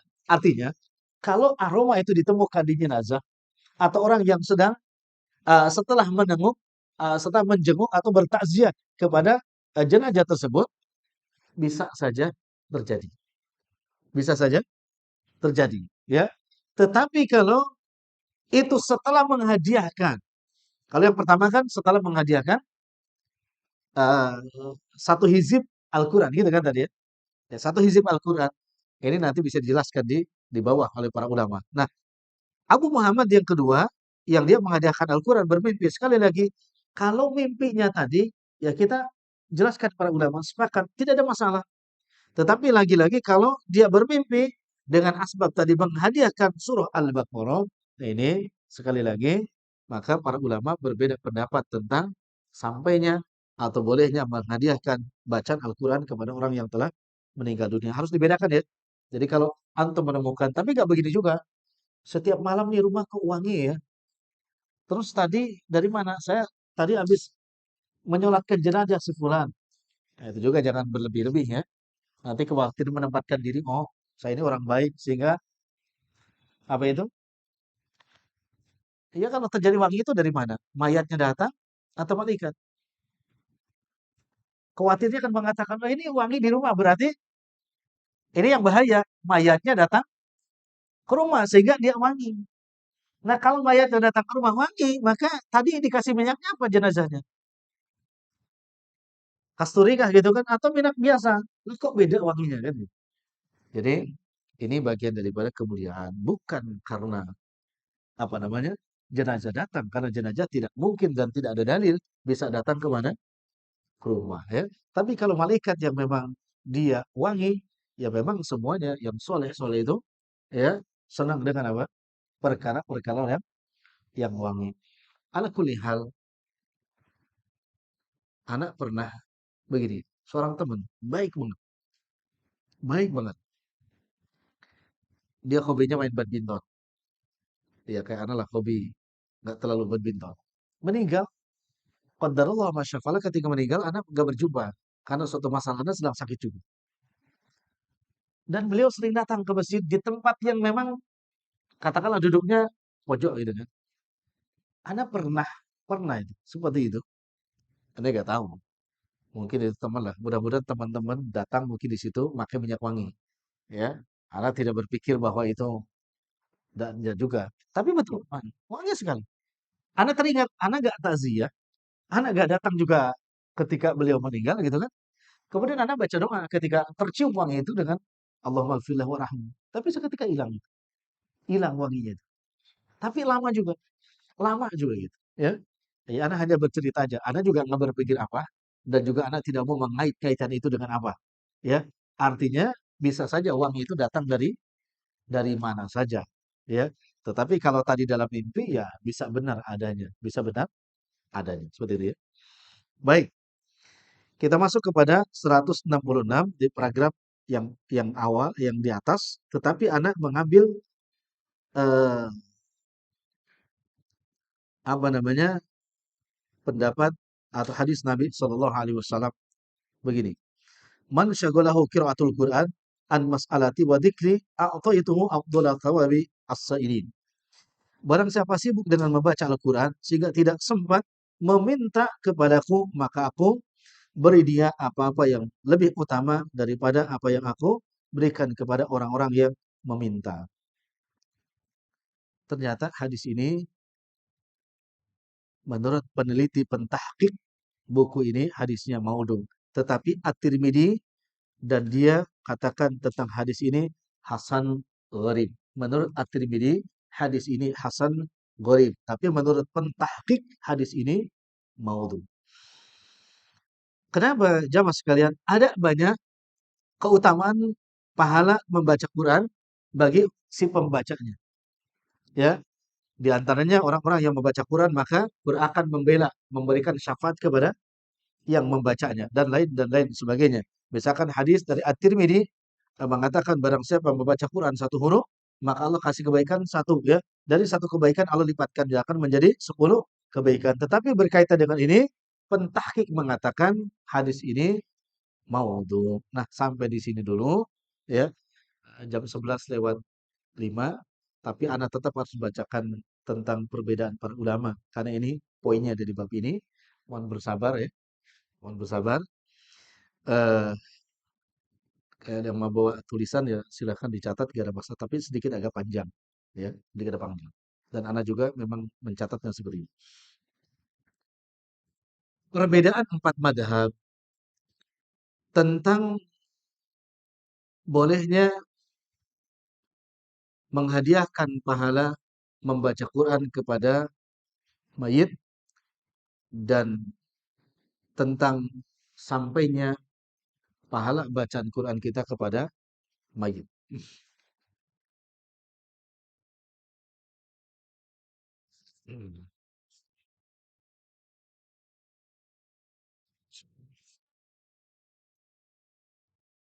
Oleh para ulama tentang ibadah ini dibagi tiga. Ini pendapat dulu ya. Ibadah dibagi tiga bagian. Yang pertama, ibadah yang murni yang disebut dengan ibadah badaniyah atau ibadah fisik.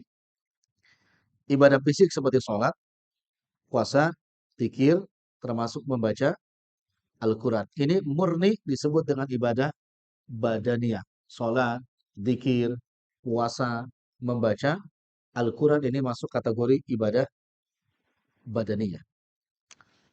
Yang kedua ada ibadah murni maliyah. Ya, ibadah murni maliyah seperti zakat, infak, sedekah. Ini murni dia bergantung kepada harta. Yang ketiga ada gabungan ibadah maliyah dan badaniyah. Digabung. Harta dan juga fisik. Seperti apa? Haji ya. Seperti ibadah haji. Ya.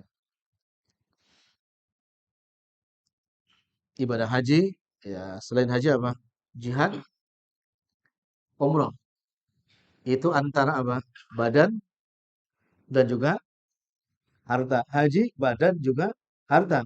Umroh, badan juga harta. Jihad, iya, bi amwalihim wa anfusihim. Nah, kemudian dari sini semua ulama sepakat, ya, semua ulama sepakat bahwa ibadah maliyah yang bisa diwakilkan, maka ibadah tersebut bisa dihadiahkan atau disebut dengan ihda'us thawab. Bisa pahalanya dihadiahkan. Anda ulangi. Sepakat para ulama dalam bentuk ibadah yang maliyah. Apa tadi maliyah? Infak, sedekah, ya, zakat itu ibadah maliyah. Maka sepakat para ulama ibadah ini pahalanya boleh dan sah dan juga sampai kepada mayit. Misalkan bapak sedekah, sedekah untuk almarhumah atau almarhum, ya, atau misalkan al-maghfurlah, al-maghfurlahu, itu boleh dan itu sampai. Itu boleh dan itu sampai. Sedekah atau zakat. Ini tidak ada perbedaan para ulama tentang hal ini, ya. Ya, sampai dan boleh yang ibadah maliyah. Kemudian Imam Zarkasi Al-Ansari di dalam Fathul Wahhab, kata beliau, sedekah dan doa, ya, dengan ijma tidak ada perbedaan sampai kepada mayit atau ahli waris si mayit atau juga yang lainnya. Di dalam kitab Fathul Wahhab bahwa doa ataupun sedekah, doa, sedekah, infak itu maka boleh dihadiahkan dan dia juga sampai kepada ahli waris mayit bahkan kepada yang lainnya. Misalkan bukan kepada ahli mayit, kepada teman-teman kita menghadiahkan doa tersebut, ya, atau sedekah tersebut, maka menurut Imam Zakaria atau Syekh Zakaria Al-Ansari, maka itu boleh dan itu sampai. Apa tadi dua? Sedekah dan doa. Ya, sepakat itu doa. Ya, kan bisa kita Allahumma gfir fulan, ya kan? Gitu kan? Dibolehkan. Kemudian pendapat yang ketiga, ini masih bagian yang pertama, Ibnu Qudamah di dalam Syarhul Kabir, beliau mengatakan pendapat Ibnu Qudamah sama dengan pendapat Al-Imam Zakaria Al-Ansari bahwa apa? Sedekah, infak, zakat dan doa sepakat boleh dihadiahkan dan sampai kepada siapa? Kepada ahli mayit. Ini beda, Pak. Dibedakan. Doa dengan baca Quran beda ya. Doa dengan baca Quran ini harus dibedakan. Jadi beda. Ya, harus dibedakan. Kemudian kalau mau mencatat jilidnya tadi dalam Syarhul Kabir Ibnu Qudamah, jilid kedua halaman 425. Jilid kedua 425. Nah, kemudian yang ketiga, ulama berbeda pendapat tentang hukum mengirim pahala ibadah yang tidak bisa diwakilkan kepada ahli waris seperti membaca Al-Quran. Jelas? Yang ketiga mengatakan ulama berbeda pendapat tentang hukum mengirim pahala ibadah yang tidak bisa diwakilkan. Termasuk di sini yang dimaksud adalah bacaan Al-Quran di sini. Nah, dari sini ulama madhab berbeda pendapat. Baik, ya. Madhab yang pertama, madhab Hanafi atau Hanafiyah, Imam Ahmad atau Imam Abu Hanifah. Ini pendapat yang pertama. Menurut Imam Abu Hanifah atau pendapat Hanafiyah, mengirim pahala bacaan Al-Quran pada mayit hukumnya dibolehkan. Pahalanya sampai kepada mayit dan bisa bermanfaat bagi si mayit. Ya, ini madhab Hanafiyah. Yang mengangkat ini adalah Ibnu Abdul Aziz. Ini ulama masyhur di madhab Hanafiyah. Imam Abu Hanifah sendiri mengatakan sampai dan boleh. Tentang apa tadi? membaca Quran dan menghadiahkan Quran. Ini bukan dikubur, sekali lagi. Ini tidak menyebutkan dikubur, tapi membaca Quran untuk si mayit, untuk si bukan dikubur, untuk si mayit. Menurut pendapat Imam Abu Hanifah sampai dan pahalanya juga sampai atau boleh dan pahalanya sampai. Ini dalam syarah Aqidah Thahawiyah jilid ke-1 halaman 300. Syarah Aqidah Thahawiyah jilid ke-1 halaman 300. Dan apa namanya? Ulama yang terkenal, ulama Hanafiyah yakni Ibnu Abdul Is. Ini pendapat siapa tadi? Imam Abu Hanifah atau madhab Hanafi boleh menghadiahkan bacaan Quran dan pahalanya sampai. Di sini kita memang harus berlapang dada. Tidak boleh mencela karena dia seorang mujtahid. Gitu kan? Seorang ya sudah. Gitu kan? Tapi tentunya kita sekali lagi harus mengambil pendapat yang lebih roji gitu kan. Jadi kalau yang baca nggak usah dicela, dicaci maki gitu kan. Selama memang tadi bacanya bukan di mana tadi? Bukan dikubur kan? Baca di rumahnya. Atau dibacakan sebelum di depan mayit, sebelum mayit di mana? Dikuburkan. Paham kira-kira? Tapi kalau dikubur nanti sepakat para ulama nggak ada, nggak boleh. Kalau di mana? Di atas kuburan. Di atas kuburan yang sudah ada mayatnya. Jangan nanti kalau setelah ini kuburan, aku baca Quran dia. Nggak boleh. Belum ada mayatnya kok. Mayatnya kapan? Belum meninggal. Ya boleh lah. Belum meninggal.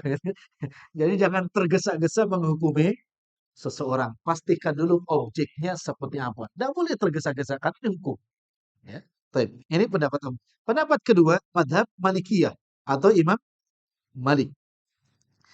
Kata Imam Malik sendiri, ini pendapat sendiri, mengirim pahala kepada mayit hukumnya atau mengirimkan pahala tadi bacaan Al-Quran pahala kepada mayit hukumnya dilarang. Ini pendapat Imam Malik. Dan pahalanya tidak sampai dan tidak bermanfaat bagi mayit. Ini pendapat Imam Malik. Abu Hanifah mengatakan boleh sampai, Imam Malik mengatakan tidak boleh dan dilarang, gitu kan? Ana dan antum bukan Imam Abu Hanifah, bukan juga Imam Malik. Apa antum mau ngaku-ngaku, gitu kan? Tetapi sementara sebagian ulama Malikiyah, berarti bukan Imam Malik. Sebagian ulama Malikiyah ada juga yang membolehkan dan pahalanya bisa sampai kepada si mayit. Siapa beliau? Beliau adalah yang bernama Al-Qurrafi. Ulama Malikiyah bernama Al-Qurrafi di dalam kitab beliau yang bernama Minah Al-Jalil. Beliau punya kitab Madhab Malikiyah Minah Al-Jalil mengatakan sampai. Menurut Al-Qurrafi dicatat tuh halaman 1 juz ke-1 halaman 509. Juz 1 halaman 509. Nah, dalilnya apa? Alasannya apa dia mengatakan boleh? Satu alasan dia, kata dia, ia membagi ibadah menjadi tiga. Al-Imam Al-Qurrafi dalam Minah Al-Jalil tentang ini membagi ibadah menjadi tiga. Pertama, ibadah yang pahala dan manfaatnya dibatasi oleh Allah hanya berlaku untuk pemiliknya dan Allah tidak menjadikan bisa dihadiahkan atau dihadiahkan kepada orang lain seperti iman dan tauhid. Ini pendapat Imam Al-Qurrafi tadi. Pahala yang Allah batasi hanya untuk pemiliknya saja. Tidak bisa dihadiahkan dan tidak bermanfaat untuk yang menerimanya. Apa itu? Adalah pahala iman dan pahala tauhid. Ini hanya dimiliki oleh siapa? Pemiliknya. Tidak bisa dihadiahkan. Iman antum tidak bisa dihadiahkan kepada orang lain.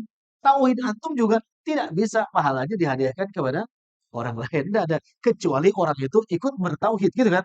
Kecuali itu ikut keimanan. Maka dapat dari apa? Petunjuknya. Bukan dari apa? Bukan dari iman antum. Bukan dari tauhid antum. Ini pendapat yang pertama menurut siapa?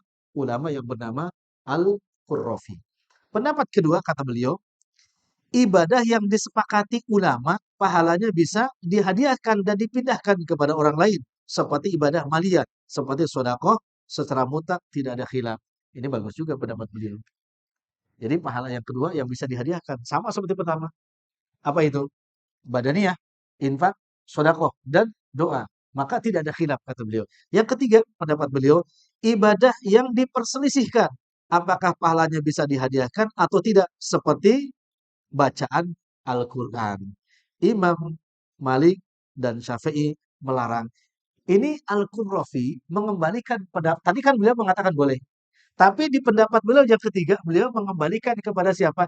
Pendapat Imam Malik. Berarti beliau juga cenderung kepada Imam Malik yang mengatakan melarang menghadiahkan dan membaca Al-Quran. Dan meyakini bahwa pahalanya tidak sampai. Ini pendapat ulama Malikiyah yang pendapatnya kembali kepada Imam Malik. Tadinya boleh, mengangkat pendapat Imam Malik menjadi tidak boleh. Kalau ada ilmunya kan enak, nggak berantem ya. Jadi yang penting ditulis begitu ya. Baik. Kemudian berikutnya, Al-Qurrafi berpendapat begini, kata beliau, fayan bagi lil insan alla yatruka fa'alal haqqu wal usul fa innahu mughibun. Beliau berhujah begini. Selayaknya orang yang tidak meninggalkan kalau bisa melakukan, lakukan saja. Bisa saja yang benar pahala itu sampai karena masalah itu kata beliau masih goib. Beliau masih punya hujah. Bisa saja. Ini kan nggak kuat. Bisa saja sih sampai. Karena itu masih urusan yang goib. Padahal urusan goib itu kan harusnya mengambil yang lebih thiqoh, yang lebih kuat. Bisa dipahami ya? Ini pendapat ulama Maliki yang bernama Al-Qurrafi. Itu ada di dalam Minah Al-Jalil jilid ke-7 halaman 499. Minah Al-Jalil jilid ke-7 499. Kalau yang pengen lebih detail ya beli bukunya.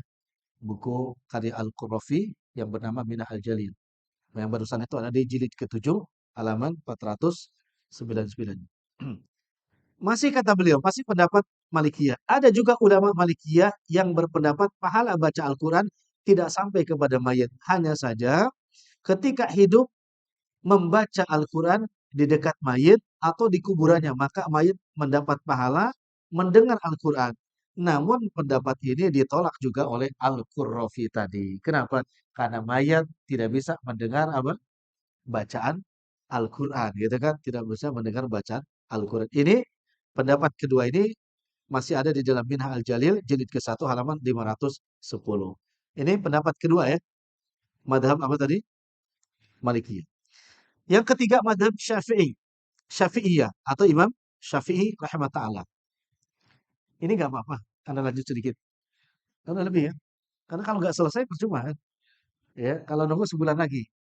Ya, sebulan lagi besok ada yang bertanya. Antum bilang tunggu sebulan lagi. Itu nggak bisa ya. Baik. Madhab Malikiyah Imam Syafi'i mengatakan pendapat yang masyhur. Hati ini, pendapat yang masyhur Imam Syafi'i melarang menghadiahkan bacaan Quran pada si mayit dan pahalanya tidak sampai. Ini pendapat siapa? Imam Syafi'i. Indonesia madhabnya apa banyaknya?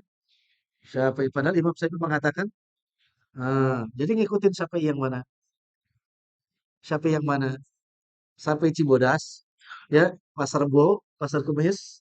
Enggak. Ini Imam Syafi'i mengatakan tidak sampai, dilarang bahkan tidak. Imam Syafi'i. Imam Syafi'i. Jadi jangan sampai besok ditanya, ya ikutin kau Syafi'i kata Syafi'i. Enggak.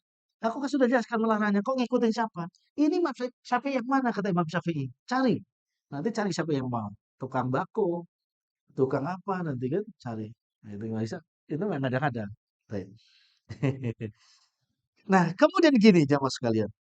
Imam Nawawi dalam Syarah Sahih Muslim menyebutkan, salah Sahih Muslim punya semua insya Allah ya, jilid ke-1 halaman 90. Wa imma qiraatul Qur'ani fal masyhur min madhhabi Syafi'i annahu la yasil thawabuha ila al-mayyit. Qala ba'du ashabi annahu yasilu thawabu ila al-mayyit.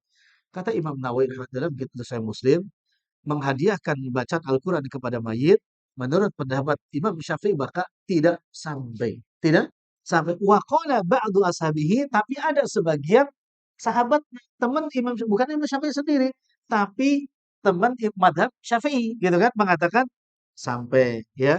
Pendapat pribadi Imam Syafi'i mengatakan tidak sampai, tetapi ada sebagian ulama Syafi'i yang mengatakan sampai. Jadi milih yang mana? Imam Syafi'inya apa temannya Syafi'i? Jelas dong pilihnya imam yang mengatakan tidak sampai gitu ya. Ini mudah-mudahan paham ya. Ya, kemudian ulama besar murid Imam Syafi'i yakni siapa? Ibnu Katsir rahimah taala di dalam tafsir beliau, tafsir Al-Qur'an Azim, surah An-Najm ayat 36 yang berbunyi wa an laisal insan illa ma sa'a. Al-Imam Ibnu Katsir mengatakan Imam Syafi'i dan yang mengikuti beliau, yang mengikuti Imam Syafi'i mengatakan menghadiahkan dan membacakan Quran kepada yang telah meninggal dilarang dan pahalanya tidak sampai. Ini perkataan Imam Ibnu Katsir di dalam tafsir Ibnu Katsir membawakan perkataan Imam Syafi'i. Imam Syafi'i dan yang mengikuti Imam Syafi'i. Berarti yang mengikuti siapa? Yang mengikuti melarang dan mengatakan tidak sampai. Ini diperkuat oleh Imam Syafi'i. Berarti kan yang tetap membolehkannya yang tidak mengikuti imam seperti itu. Ini pendapat yang keberapa? Madhab keberapa? Tiga. Terakhir keempat. Udah enak. Yang terakhir ya. Yang terakhir adalah madhab Hambali. Imam Ahmad bin Hambal. Imam Ahmad bin Hambal ini membolehkan menghadiahkan bacaan Al-Quran yakni pahala sampai. Ini pendapat yang masyhur dari Imam Ahmad bin Hambal. Imam Ahmad seperti tadi kan di awal ada Imam Ahmad bin Hambal membolehkannya, ya, membolehkannya dan pahalanya sama. Dua.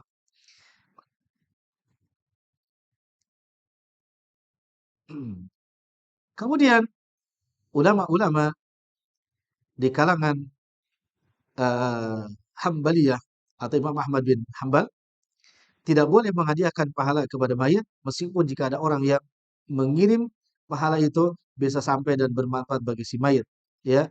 Sehingga Al-Buyuti menyebutkan ini pendapat mayoritas Hambali. Imam Ahmad bin Hambal membolehkan, tapi mayoritas ulama madhab Hambali melarang dan tidak membolehkannya. Seperti oleh Al-Buyuti di dalam Kashful Qana. Di dalam Kashful Qana, jilid kedua 147 mengatakan kata Al-Buyuti, mayoritas ulama Hambali mengatakan tidak boleh dan tidak sampai. Ya. Nah, Al-Buyuti mengatakan pahala tetap menjadi milik pembaca yang hidup. Ya, hanya saja rahmat bisa sampai kepada si mayit. Pahala membaca Quran tetap milik si mana? Membaca. Hanya saja si mayit bisa saja mendapatkan rahmat. Eh, eh, kita masyhur hadisnya.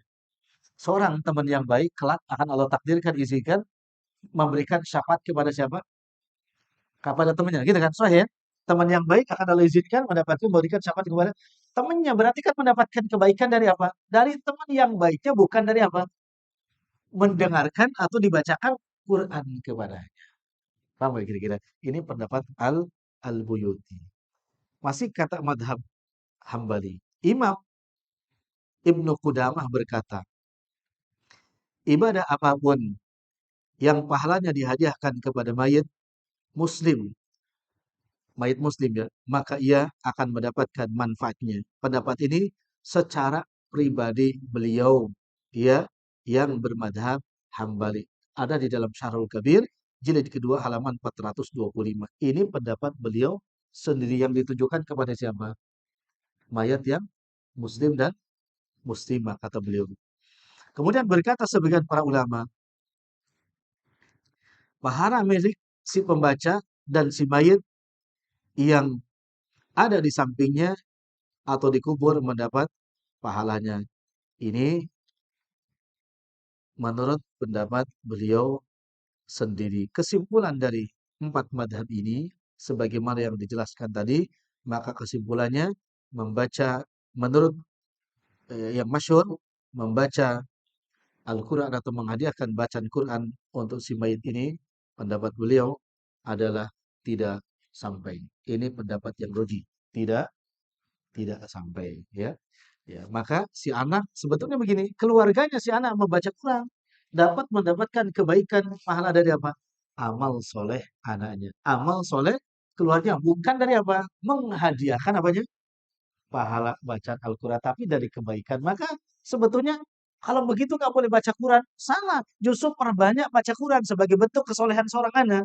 Sehingga orang tua akan mendapatkan kebaikan dari apa? Kesolehan anaknya. Bukan dari menghadiahkan bacaan untuk siapa? Ayahnya atau ibunya. Enak yang mana? Enak yang kedua. Kenapa? Tidak bersusah payah. Ya, apalagi misalkan ada ustadz yang mengatakan hadiahkan dan menghadiahkannya harus pakai bahasa Arab. Sementara ini yang baca nggak bisa baca Arab. Ini mah juga takaluk berat juga. Tapi baca perbanyak di situ, maka mendapatkan kebaikan dari kebaikan anaknya. Ya, ini kesimpulan dari empat madhab. Seperti itu ya. Ini jadi terakhir di bab ini antum baca insya Allah sama. Karena yang lebih penting perbedaan empat madhab tadi insya Allah ya.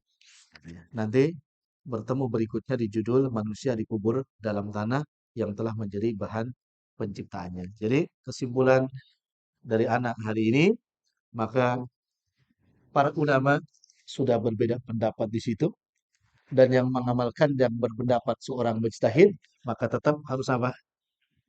Bertoleransi kepada yang membaca, tidak boleh memfitnah atau menjas kamu neraka nih. Kenapa? Karena ada ulama yang beristihad tentang hal itu, ya. Tetapi sebagai para thalabul ilmi sekali lagi harus memilih pendapat yang rojih, yang lebih kuat. Karena insya Allah ini lebih selamat dan bagian daripada keyakinan para thalabul ilmi. Seperti itu insya Allah ya. Masih tetap berantem? Jangan berantem ya.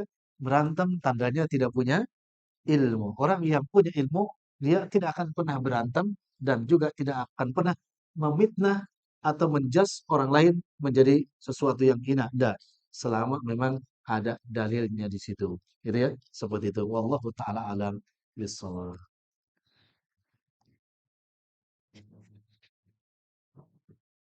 Ada pertanyaan?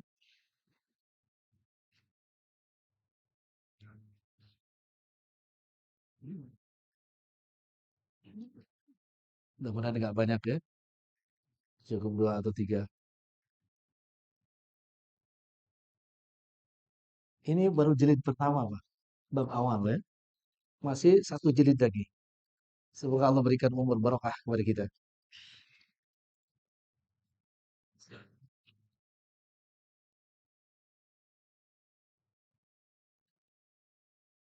Tawasul yang dibolehkan seperti apa? Tawasul yang syar'i tiga. Tawasul dengan amal soleh, tawasul kepada orang soleh yang masih hidup, dan tawasul dengan asmaul husna. Itu tiga. Tawasul dengan amal saya sendiri, tawasul kepada orang yang soleh masih hidup, dan tawasul dengan salah satu nama-nama Allah. Badal haji, ya haji boleh dibadalkan. Makna badal itu adalah menghajikan orang yang memang punya nadar tidak haji. Maka yang menghajikan siapa? Walinya. Ya, berarti kan walinya membadalkan siapa? Kalau ahli warisnya membadalkan siapa? Ayahnya atau ibunya, gitu ya.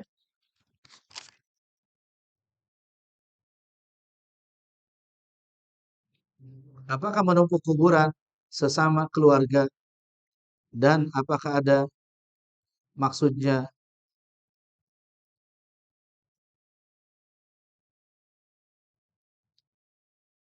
kalau menumpuk kuburan,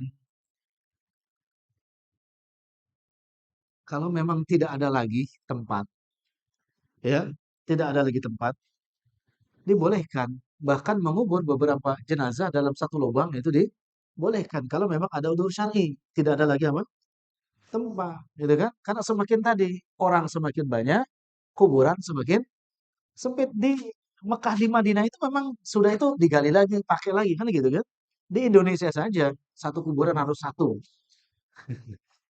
Harus satu. Maka itu yang menyebabkan keluarga disuruh pulang pulang kampung karena dia termasuk bakhil. Kuburannya hanya satu dimiliki.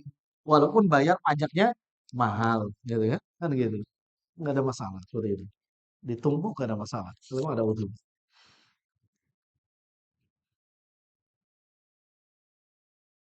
Mengenai jenazah kubur, bagaimana sebaiknya keluarga besar mengajak anak untuk berziarah. Keluarga besar anak masih belum mengenal ziarah kubur kan dibolehkan di awal-awal, ya. Nabi memerintahkan kepada kita untuk ziarah kubur. Untuk apa tujuannya? Mengingatkan kematian dan mendoakan ahli kubur, bukan berdoa di kubur. Ingat, mendoakan ahli kubur bukan berdoa di kubur. Misalnya itu boleh. Akhwat boleh nggak ziarah kubur? Boleh selama aman dari apa? Fitnah. Akhwat semua akhwat. Ya nggak ada masalah. Tidak berlama-lama gitu kan.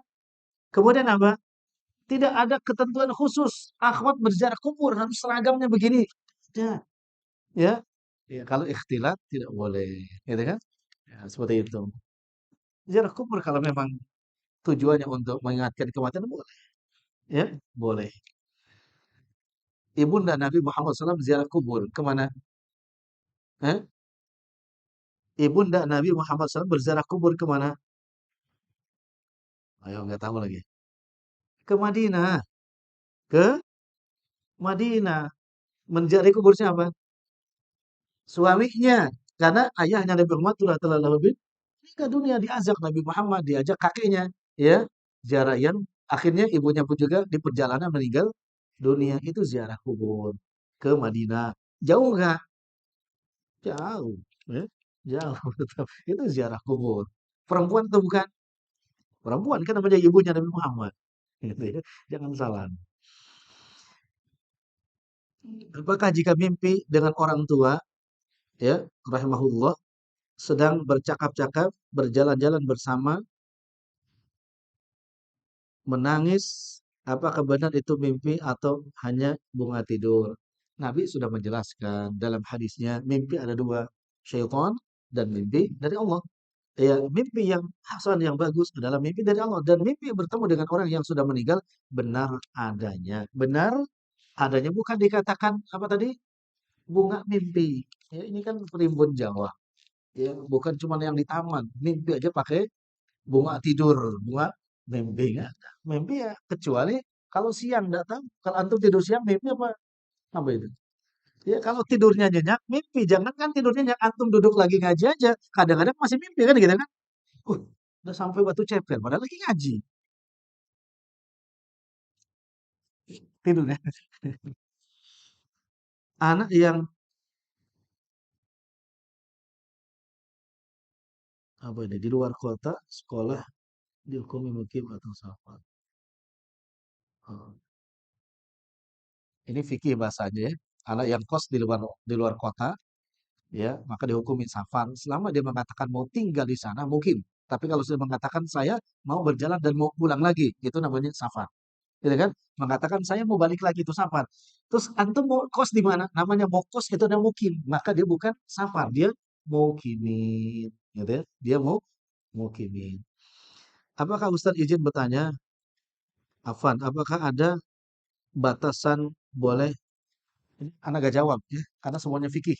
Ini bukan fikih pertanyaan kita. Masalah kubur. Ya, masalah kubur. Nanti fikih tanya sama ustadznya. Apalagi ini, kalau orang tua mengadakan tahlilan, sikap kita sebagaimana? Ya, nasihatin orang tua kita. Ya, kasih tahu. Resikonya apa? Resikonya sebagaimana Nabi Ibrahim kepada ayahnya. Sampai dia apa? Dibakar dan lain sebagainya. Nasihatin. Tidak ada tahlilan. Tidak ada 3 harian. Tidak ada 7 harian.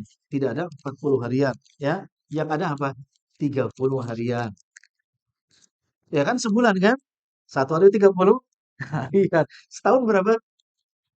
Nah, itu yang ada. Tapi kalau 3 harian, ya 7 harian, nah tidak ada. Dan itu tradisi dari orang-orang yang memang bukan Islam. Kasih tahu tentunya dengan cara yang baik seorang anak. Kalau dikasih tahu masih ngeyel orang tuanya, bersabar dan anti atau antum tidak boleh mengikutinya. Karena ridho atas perbuatan maksiat, berarti kan apa? Toleransi kepada orang tua untuk bermaksiat kepada Allah. Dosanya besar. Gitu ya. Wallahu a'lam. Nah cukup ya. Wallahu ta'ala bisawab. Wa sallallahu ala nabiyyina Muhammadin wa ala alihi wa sallam. Subhanakallah bihamdik. Asyhadu an la ilaha illa anta astaghfiruka wa atubu ilaik. Wassalamualaikum warahmatullahi wabarakatuh.